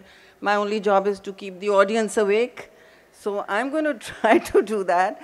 मगर अदब का बहुत बड़ा ताल्लुक है जी माहौलियात से और यहाँ बात हो रही थी हम वतन की तो वतन से मुनासबत निकलती है अपनी सरज़मीन से मुनासबत निकलती है ज़मीन की सबसे बड़ी माँ रियासत से भी बड़ी ज़मीन होती है ये है हमारी माँ और इससे हमारा जो रिश्ता है वो हम जितना भी उससे मुँह फेरें वो टूट नहीं सकता और उस पे हमारी डिपेंडेंसी है we have an umbilical cord to nature which we have forgotten is extremely sacred and literature and oral cultures such as ours tell a lot of stories. They spread ideas, they spread change and hope much more than a PDF or a government video I could feed you or a paper or a speech made about what we are doing right and what are our possibilities. Well, ladies and gentlemen, I thought very hard about what I say to a literary audience because you know better than many of us that without the universality of literature, fiction, non-fiction, the written word, the spoken word, human civilization is nowhere. We keep forgetting that. We keep making it peripheral to our lives, but it is not, which is why literature festivals, counterintuitively, all over Pakistan, are like a magnet. People gravitate to them simply because this is where we tell our stories without hindrance, without too much censorship, without putting our own mental filters in.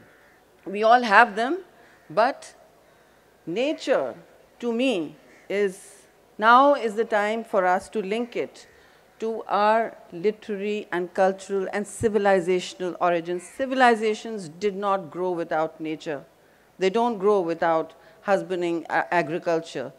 They don't grow without the stories we tell about ourselves, about creation, about God, about the universe.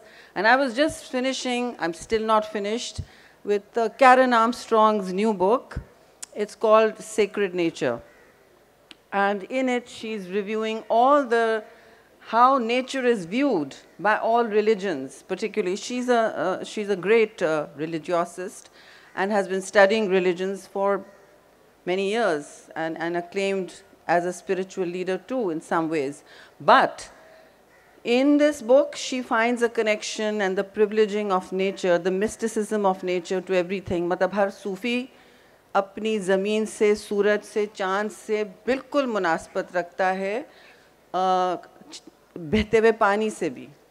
ये सारी चीज़ें इस वक्त हमारी दुनिया में सख्त risk पे हैं. They are under threat. इस वक्त ये सब जो हम दरख्त के नीचे, हम हमेशा साए तले, वो कहती हैं बुद्धा ने भी दरख्त के नीचे, पीपल का दरख्त था, जो भी दरख्त था, उसके नीचे अपनी बात सोची, अपने फ़लसफ़े को जना. But she mentions Islam as the most profoundly connected to nature. And she goes through what I call the world's biggest gratitude prayer. And that's Surah Rahman, not because it's my last name, but it is if you relate to it spiritually, it's a gratitude prayer. فَبِيَا إِلِي رَبِّكَ تُكَذِّبَانِ. What are you saying? You're saying, thank you, God, for all that you have given me. Or throughout, she's citing the constant reference to nature. And everywhere, the nature, everywhere you look, in any religion. Now, this is not something she said, but if you think about notions of paradise, they are always verdant, they're always green, they're always rooted in flowing rivers, maybe milk and honey. I don't know about the virgins, but I'm definitely clear that it's got to be. I know my heaven or paradise has got to be verdant. It's got to be green. It's got to be what we call untouched. So without sounding like a person who's starved of ecotourism, I'm going to say that our connection with nature has become profoundly actually disconnected, cognitively disconnected. We just see it as part of a sideshow to our lives. It is part of our garden. It beautifies our existence. We appreciate the birds. We go and say, oh, our beaches are polluted. That's terrible. We do a bit of beach cleanup if we're good citizens. We all do that. This is how I broke my arm. I slipped on Karachi beach, Seaview beach. Ridiculous. Here we go. But I want to tell you that we are sadly going through an existential change in everything we have ever known. All the boundaries we created, और नूरुल हुदा बात कर रही थी वतन की. I mean, nations are much bigger than the boundaries they encompass, surely. I'm not speaking of a speech I have written. This is how one has to make the connections between one's mind and one's heart. And at the KLF, I'm sure I can. What one says and does has to come from the heart, which is why I asked for a water in a glass bottle and not this. And I can very easily make the connection between our polluting our beaches and our disavowal of nature and the use of single-use plastics. I'm very sorry, but the hotels have got to stop using them. Governments have got to stop. Mine has. They're going to be doing it even bigger. But we have to make the painful transitions. The reason climate change is not considered the biggest security threat to vulnerable communities and cultures is because we don't want to think about it. We don't want to make the painful at-home choices. Neither governments, states, economies, communities, homes, elites, everyone. No one wants to make the painful choice. They want to see the PowerPoint. The Plastics Association is showing me very, very a powerful presentation. And I said, well, all this is great. I need to get more data. There's no knowledge about what we're doing. But after the data, after the numbers, what have you done? We are still sitting at a hotel serving us water in plastic bottles. Why? I'm 62 years old. I remember when we all drank out of glass. It wasn't so difficult. We had to boil the water, okay, again and again. But it wasn't so terrible, was it? Instead, when the human beings, if there is an extinction event, like the dinosaurs talk about, the UNDP has a plastic dinosaur, not a plastic dinosaur, but a fake dinosaur who comes around every year at the UN General Assembly and says, human beings, make your choices. We went through an extinction event. That dinosaur went through an extinction event. We are like that dinosaur. We are not looking at the fact that we are undergoing what is almost a sixth extinction event for humankind. And this one will be very hard to survive. Why? Because we are all connected. No nation will be secure. The boundaries won't help. The immense structures we have erected to civilization, to power mostly, will not help. I was speaking to a big future summit yesterday, and I told them all that you people erect in the name of power, in the name of glorification, which is human nature, of civilization, everything, will all be gone. It is gone in minutes. It is like no military can ever do. Because Pakistan has just come out, it's still not come out actually, of a century-breaking climate event. And you know what? We have climate amnesia about it. We are amnesia, and that's what she spoke about. There's still 8 million people living. 8 million people still living near the water and madam Noorul Huda वो कभी वापस नहीं जा सकेंगे. बहुत सारे लोग, हज़ारों लोग कभी अपने घरों को नहीं वापस जा सकेंगे. क्यों? क्योंकि वहाँ बहुत बड़ी बड़ी नेचर मैन मेड तो नहीं है, nature made, climate made infuse lakes बन गई हैं. इतनी बड़ी हैं कि उस पर मोटर बोट्स चलती हैं. आपका क्या ख्याल है वो 10 साल में जाएंगी? मेरा नहीं ख्याल है. पंपें लगा लगा के सब हलकान हो गए. We don't have the amount of diesel to drain lakes the size of the Great Lakes in the UK. They huge 1,000-kilometer lakes. Do you think they will dry up on their own? They won't, because we are under sea level. Which brings me to the next issue. We are under sea level because some of our topography is like that, but much of it is because of climate change. And these are slow onset events. Why are they all happening? They are happening because of global warming. And global warming, all right, is not being generated by Pakistan. It's not. For once, I can say we are not doing this. Nobody here is doing it. Our emissions, our manufacturing is just not enough. We are less than 1% of global emitters. You may have heard this argument when we fought for climate justice globally.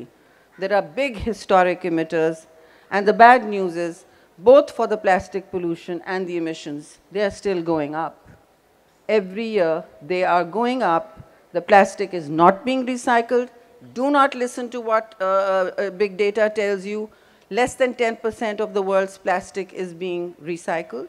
If there's an extinction event one day, all you will see from the planet is mountains of plastic from another planet, from outer space. That's what humankind will leave behind, not great art, culture, and civilization. Mountains of trash and plastic, especially in the Horn of Africa, especially in South Asia, and all the countries that are vulnerable to the global warming that we are experiencing today. We are closer to the equator, we are in the wrong longitude, whatever. But we are blessed with much that we can exploit and move towards, yet we are running out of time. We are running out of time, and I see no anxiety. I see nobody worried to change their habits. I don't see anybody carpooling. Sometimes I sporadically tell my office, I said, we're all going to the Parliament building. Let's just squeeze into 2 cars. Kyun, madam?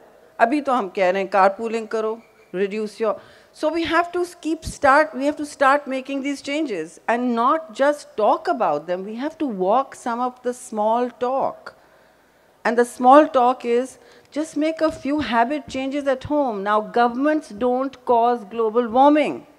Companies, households, agriculture, fields do that. I'm sorry to bring home statistics like this to you. The agriculture sector in Pakistan is the largest emitter. It is not a demon. It does not even know that. But after that is obviously the fossil fuels, the vehicles, and one of our biggest crises is plastic pollution. The Indus River is the 2nd most polluted river in the world. And by 2050, because I said everything is connected, we will have more plastic in the ocean than fish all over the world. You will be eating microplastics anyway in your next fish meal at the wonderful beach luxury hotel. If you go to Casper, that's what you'll be eating. I don't mean to ruin the restaurant's economy here, but that's how it is. That is what's going on. The fish have ingested all the plastics. And that's what you're going to be eating. If you don't care about that, well, what can I say? Magar ye sari baatein jo hain will all be left behind, because 33 million people were impacted in Pakistan. This did not happen anywhere in the world, anywhere in this century. And we have no record globally of any other century either. So please understand, your country now is in the front line of drastic climate changes and vulnerabilities.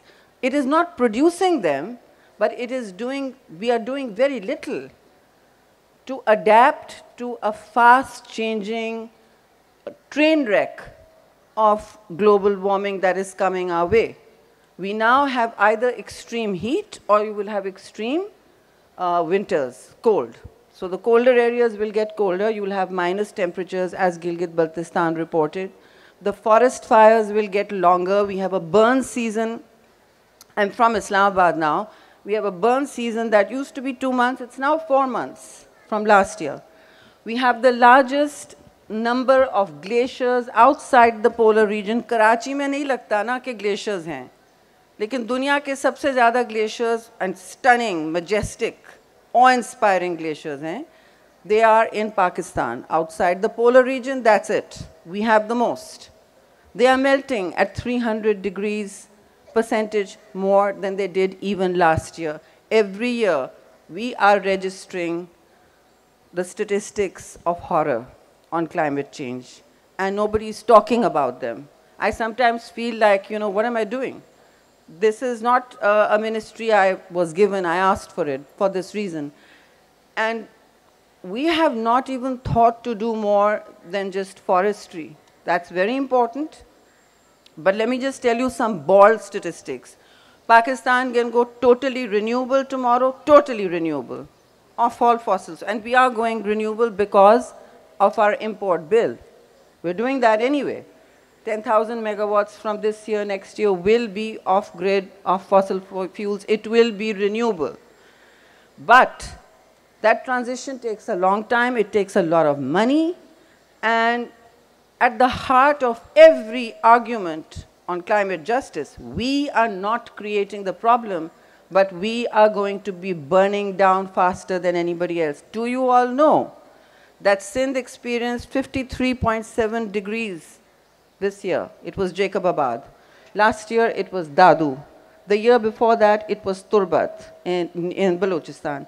3 years running, Pakistan has experienced the hottest temperatures known to man or woman.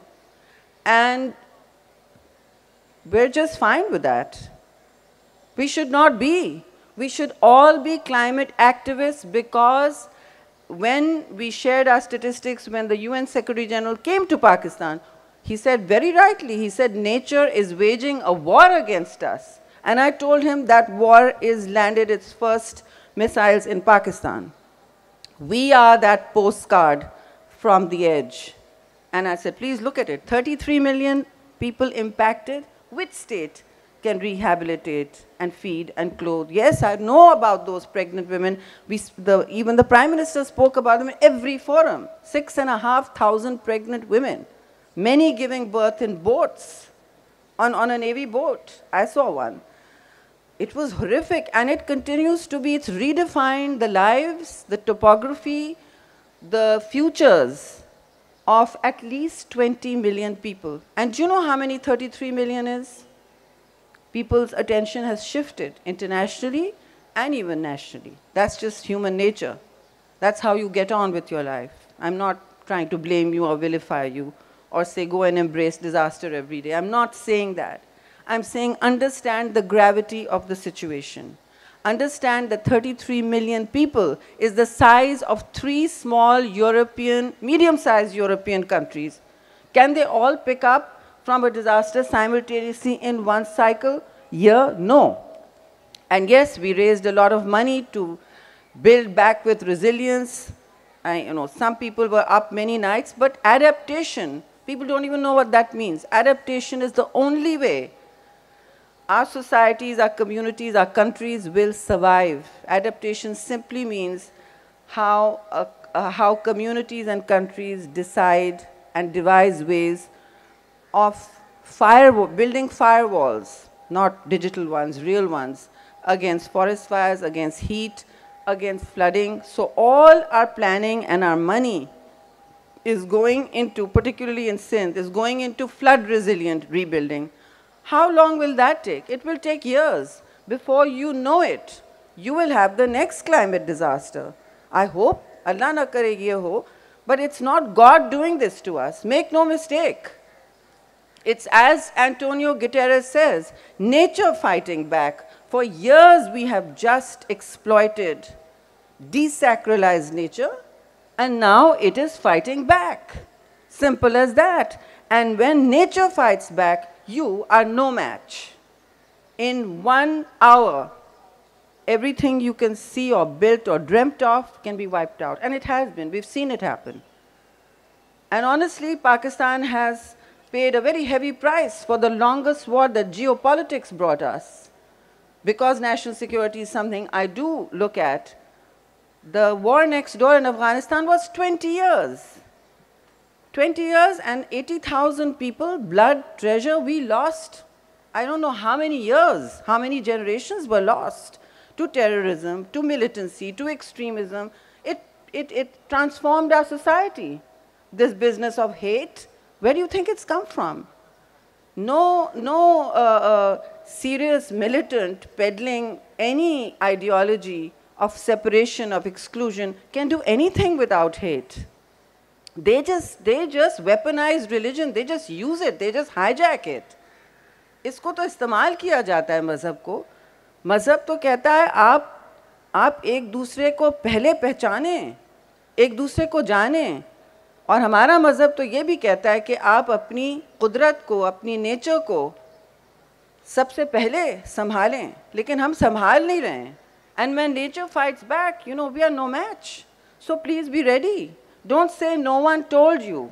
These are educated elites. Next year, if I come to the festival and I see this, I won't be minister, but I will definitely be sitting here enjoying the festival. I hope I can if I'm here. And I don't want to see this again. So shall we at least make this one small decision here tonight? Yeah? In your homes also, how about that? We start from this week. It's not easy. The transition in my home took a week of resistance or more.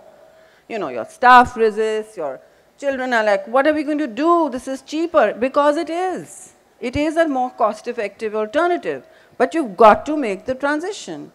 Human ingenuity finds ways. And we've done it. All our lifetimes, we've done it. My hair may not be gray, but I'm telling you, I'm 62 and I've done this for at least 40 years of my life.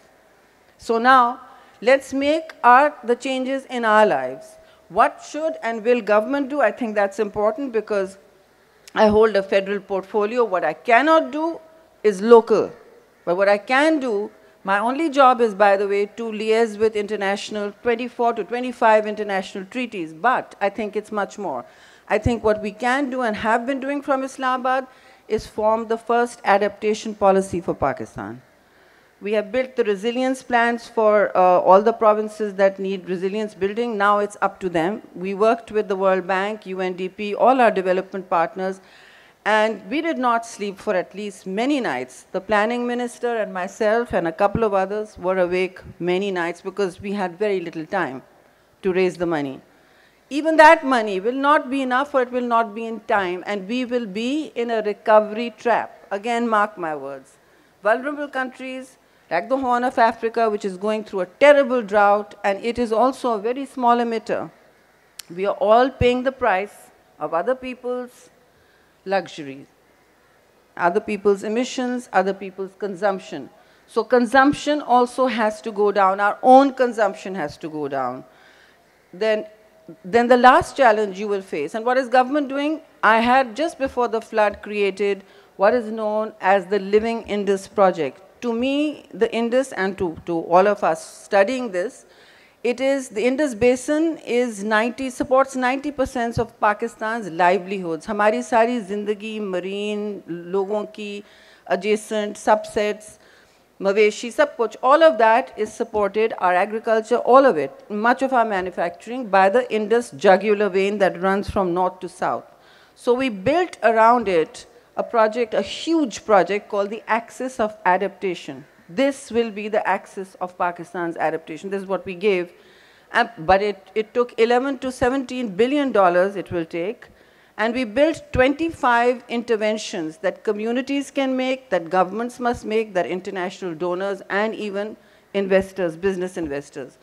But that all got derailed by the flood. Every piece of money will go into that. So how will Pakistan adapt? No government will have the money. As it is, we are going through one of the worst cost of living crises in the world. We are. And it's going to be a very tough time. But what happens to the vulnerable who are also climate vulnerable? And this brings me, so I will turn to the business community at some point, especially Karachi and Lahore, and say, well, give us some of the billions, make the small interventions. One of the interventions, for instance, is making the cities around the Indus plastic free. And all cities, incidentally, are around the Indus, except Quetta. All Pakistani cities are built, clustered largely around the Indus. And then the others are community ponds. Those are smaller projects which involve the communities, give them livelihoods, revive our ecology, and give the basin its health back. Right now, our oceans and our Indus River, which is the lifeline of Pakistan, is choking. Businesses and individuals are choking that river, that lifeline. And in Sindh, they say, ye darya hamari maa hai. It is venerated as a mother. लेकिन वो मर रही है जिस तरह आपकी सरजमीन आप और आपके हमवतन आहिस्ता आहिस्ता मार रहे हैं क्योंकि ये कोई और नहीं कर रहा हम खुद कर रहे हैं ठीक है जी जो हम कर सकते हैं we did not cause global warming it will still come the glaciers will melt they will rip down our mountains and we will have to move our communities. आप लोग north में नहीं रहते मगर वहाँ जो बुरा हाल होता है हर साल when the glaciers start melting very fast by April and we have something called glacial lake outburst floods वो lakes burst हो जाती हैं freeze हुई होती हैं और and वो मतलब तिनके की तरह बड़े-बड़े bridges अपने रेले में ले जाती हैं so we have हमें अब आदत होगी वहाँ हमने early warning systems लगा दिए हैं आज भी trainings चल रही हैं हम जिंदगियां वहाँ बचा लेते हैं because ये हम 10 साल से देख रहे हैं pattern. So we have learnt with UNDP to save lives, but we are unable to save the hydropower projects, we are unable to save the infrastructure, the bridges. अक्सर और बेशतर लोगों के मवेशी उसमें चले जाते हैं. That is their entire livelihood. One buffalo is somebody's entire livelihood.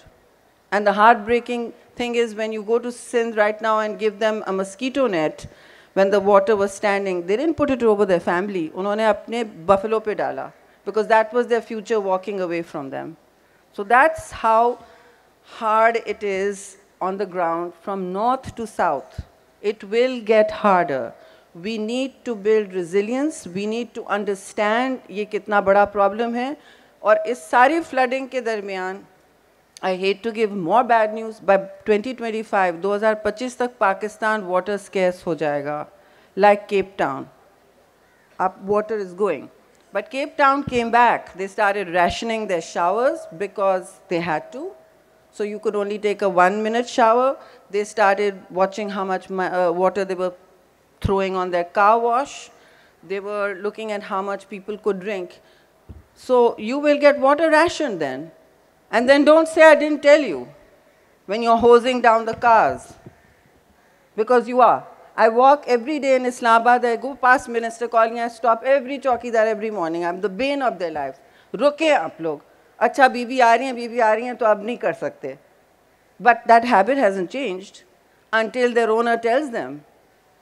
Until you tell your drivers and yourselves, please, when you turn the tap off and no one is watching, that's when you're a good citizen. That is when you're a climate-sensitive citizen. That is when you're looking after your mother, which is the earth. Because climate change knows no boundaries. When one ecosystem fails, another will fail, sure as the sun rising in the east and setting in the west. So if the Arctic ice is melting, the Antarctic glaciers are melting, and in the Antarctic, what is it got to do with us? I'll tell you what. You will have a hotter summer. Why? Because all that ice used to reflect back the heat of the sun. It's all science-based, so I'm having to do this. All of it was reflected back. The water does not reflect it. The water started absorbing it. Your sea levels are rising. Every day there are new reports on the climate sciences, and everybody is shocked. Europe was horrified that they had a 40-degree winter, a summer. 40 degrees in Europe and everybody was crying. Oh my God, how are we going to live? Well, we had 53.7. That is not fit for cultivation or human habitation. तो दुनिया और ये अर्थ जो है, ये कुदरत जो है, ये प्लैनेट जो है तंग होता जा रहा है, and it is very angry now. So please take it seriously, give it respect. Give the natural resources you use with such impunity, give it some respect. Sacralize it if you must. But understand that the earth's resources or its bounties, as it is described in every religion, are not infinite. You are not in paradise yet.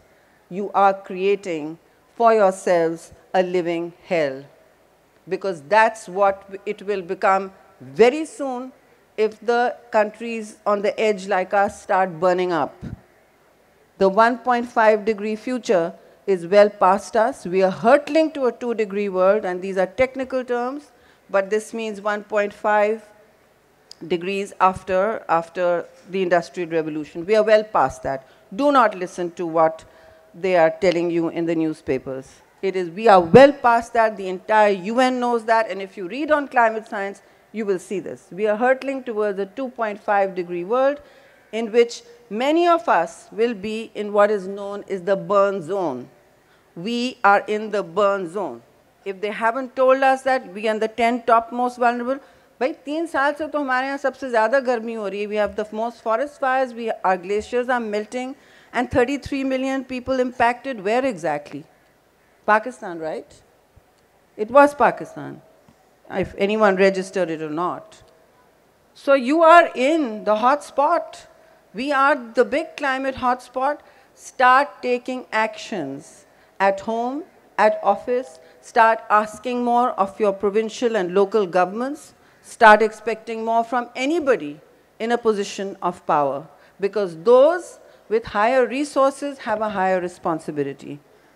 ज़मीन के करीब जो रह रहे हैं, उनकी ज़िम्मेदारी नहीं है.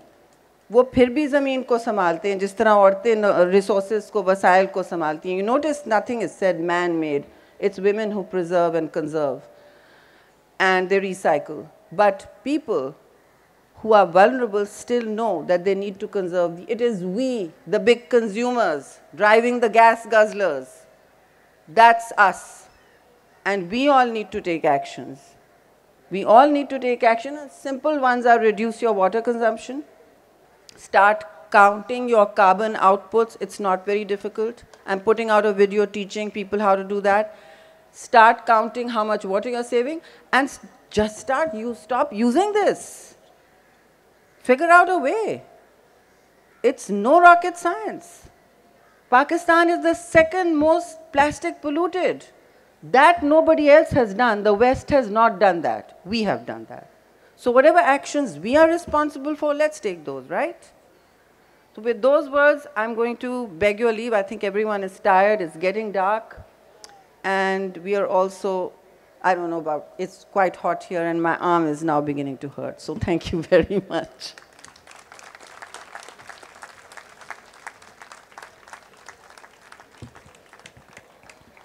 Thank you for that, Sherry, and for giving us all the statistics of horror.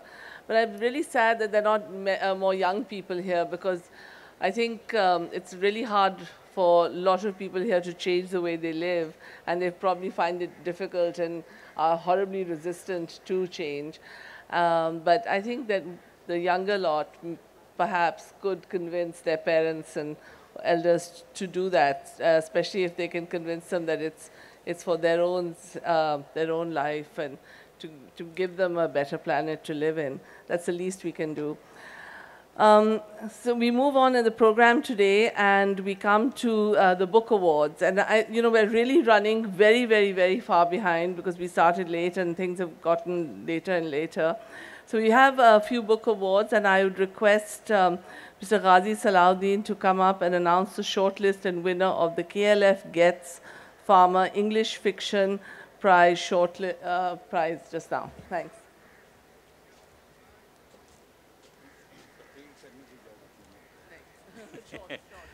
Well, I'm privileged to be announcing the KLF Gets Farmer English Fiction Prize. And there was a short list of 4 titles. Here they are. Best of Friends by Kamila Shamsi, Betrayal by Umar Shahid Ahmed, The Lady of Sohan Bela by Arshad Abdul Qadir. Unfortunately, Arshad Abdul Qadir passed away a few days ago. The Air of Sound and Heat by Zain Saeed. And now the prize. I don't have a sealed envelope because I know, as member of the jury, and two other members of the jury with me are Dr. Nadia Qamar Chishti Mujahid and Taha Keher. So the best is the best. Best of Friends by Kamila Shamsi.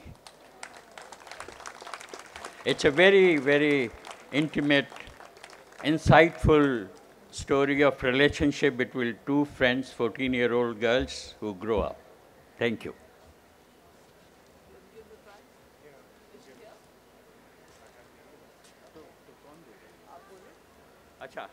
But who receives this prize? I don't know.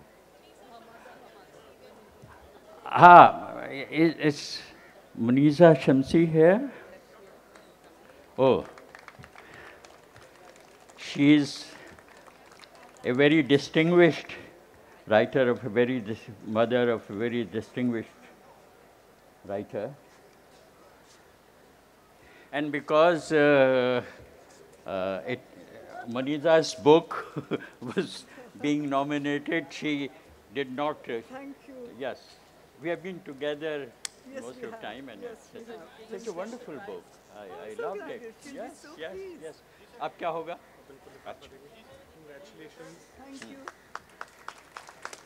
Thank you so much. You deserved it every bit. Thank you. Well, there's nothing like getting a prize from your own home. Yes. It's just wonderful. Thank you so No, much. thank you. Congratulations. Send her a message. So congratulations to Kamila Shamsi. That's really fantastic. I'd now like Mr. Asghar Nadeem Saeed to come up and announce the shortlist and winner of the KLF Gets Farmer Urdu Prose Award.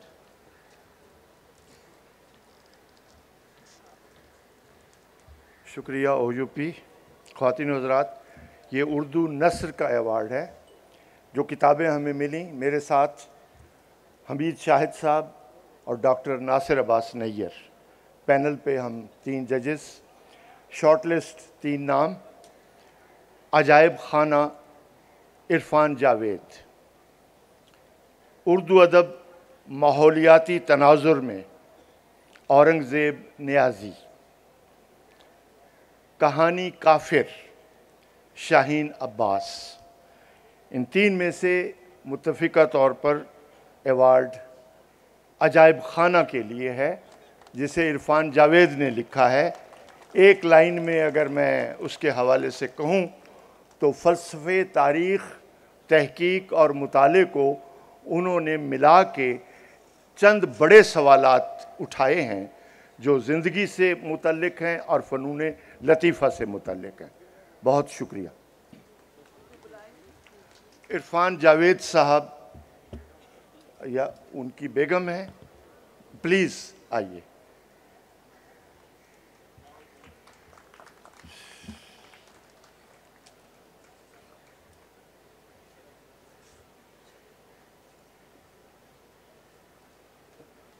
Congratulations.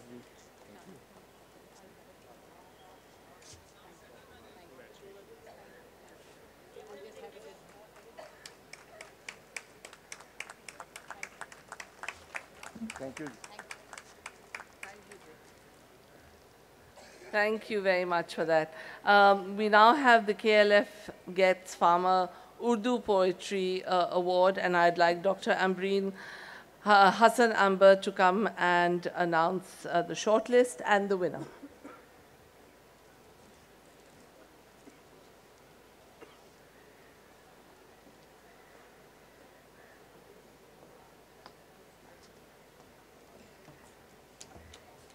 बिस्मिल्लाहिर्रहमानिर्रहीम। अस्सलाम वालेकुम ख़वातीन व हज़रात। हम यहाँ हाज़िर हुए हैं अवार्ड शायरी के लिए, और हमारी जो जूरी थी 3 जजेस, उसमें नहायत मोहतरम डॉक्टर प्रोफेसर मोइनुद्दीन अकील साहब, प्रोफेसर डॉक्टर तंजीमुल फिरदौस और हम शामिल थे। और हम तीनों ने मुतफ़क़्क़ा तौर पे 3 किताबों को शॉर्ट लिस्ट किया था, और वो 3 किताबें जो हैं वो थीं चराग़ शिकस्ता फ़रासत रिज़वी साहब, मदफ़ून आदमी की डायरी शनावर इसहाक़ साहब और नमी दानम शकील जाज़िब साहब।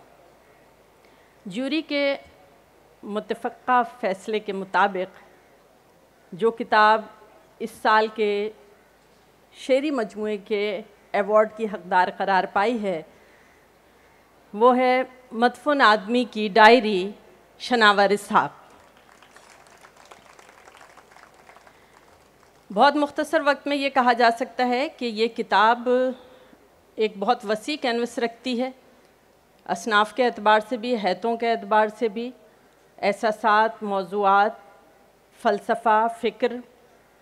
आपको इस किताब में माबाद जदीद इंसान, उसकी नफ्सियाती उलझने, उसके दुख सुख मिलेंगे, उसके साथ ही साथ उसकी झुंझलाहट, उसकी करख्तगी, ये तमाम चीज़ें इस किताब में मौजूद हैं।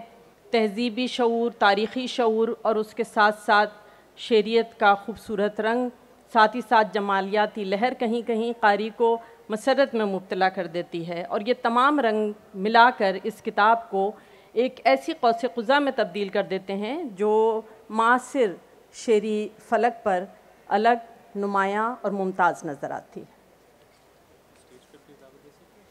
शनावर इसहाक़ साहब अगर यहाँ मौजूद हैं तो उनसे दरख्वास्त है कि स्टेज पर तशरीफ़ लाएँ। सलमान सरवत साहब ये अवार्ड लेंगे उनकी जगह।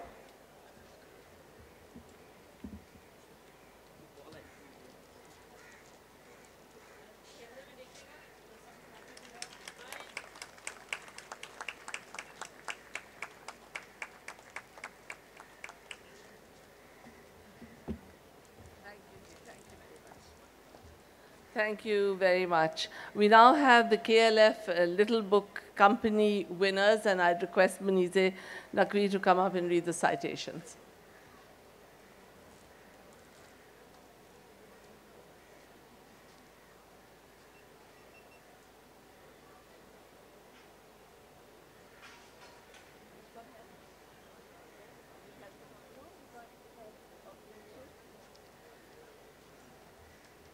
Assalamualaikum. I'm very proud and happy and honored to tell you that the Little Book Company is now 2 years old. It's Pakistan's first e-book company. And last year we gave 4 awards for Punjabi, Balochi, Sindhi, and Pashto. And again this year it's our great honor to give these awards. Since we're a very tiny company with limited resources, we left it to the organizers of the KLF to pick the jury and just let us know who were their favorite authors for this year. We'll start with the winner of this year's Best Sindhi book. It's called Ghair Mawzu Mausam Jo Kahaniyon. And the author is Mujib Oto. And the prize will be taken by Gondal Sahib.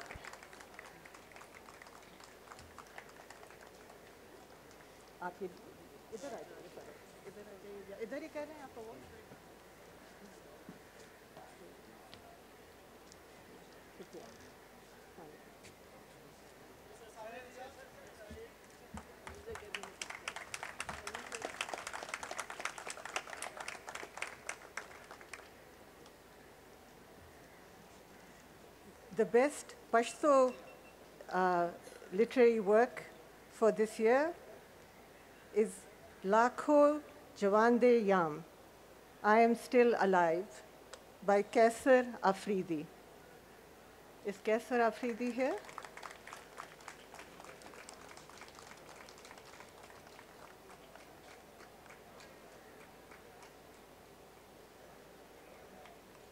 Is anybody getting up?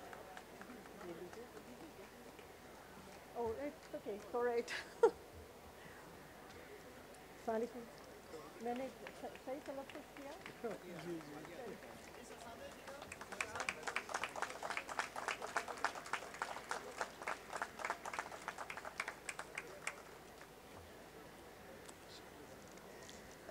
the best Balochi work for this year is called Shahwa Hag, and Dr. A.R. Dad is the author.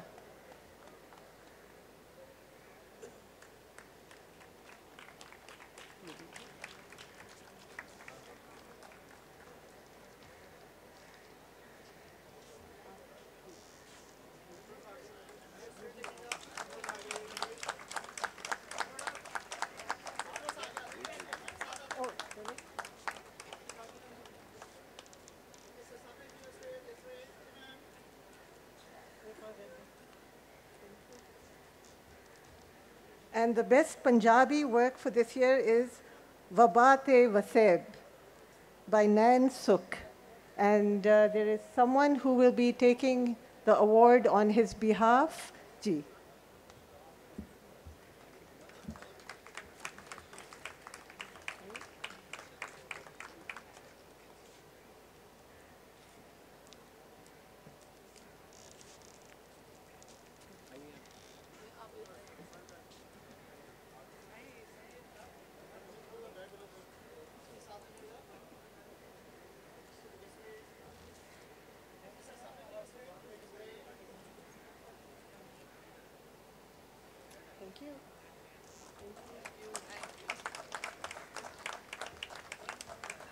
Thank you, Manize, and congratulations on the Little Book Company's 2 years. Our program today will close with a fabulous performance, Rakse Shukhar, a tribute to Faiz Ahmed Faiz and Iqbal Bano. It'll be performed by Farah Yasmin Sheikh. She's an internationally acclaimed Kathak artist, performer, choreographer, and instructor, and founder and artistic director of Noorani Dance. As a performer, Farah is known for her evocative storytelling, technical precision, delicacy, and grace, and a unique artistic voice, often addressing topics of historical and social relevance, while also maintaining the classical elements of Kathak. Since 2015, Farah has been consistently performing and teaching throughout Pakistan, engaging in meaningful exchanges with artists, organizations, students, and art-loving and desiring Pakistanis. Performance and teaching engagements in Pakistan include the International Fairs Festival, Islamabad Arts Festival, Indus Valley School of Arts, Women's Conference, Habib University, T2F, that is the second floor, Urdu Conference, and today the Karachi Literature Festival. Tonight, Farah Yasmin Sheikh and her musical collaborators present Rakse Shukhar, a tribute to Faiz Ahmed Faiz and Iqbal Bano. They will perform pieces mainly from Faiz Saab's work that have been popularized by the musical renditions of Iqbal Bano Sahiba, of which have inspired the musical arrangements for tonight's performance. We welcome the accompanying musicians who are joining Farah from various parts of the United States. On tabla, there is Jim Santee Owen, violin, Rajinder Singh Momi, and vocalist Athena Nair. And I will ask them to come up and start the performance. But before that, we just 1 minute to take a group photograph with all our guests on the stage. Can you just take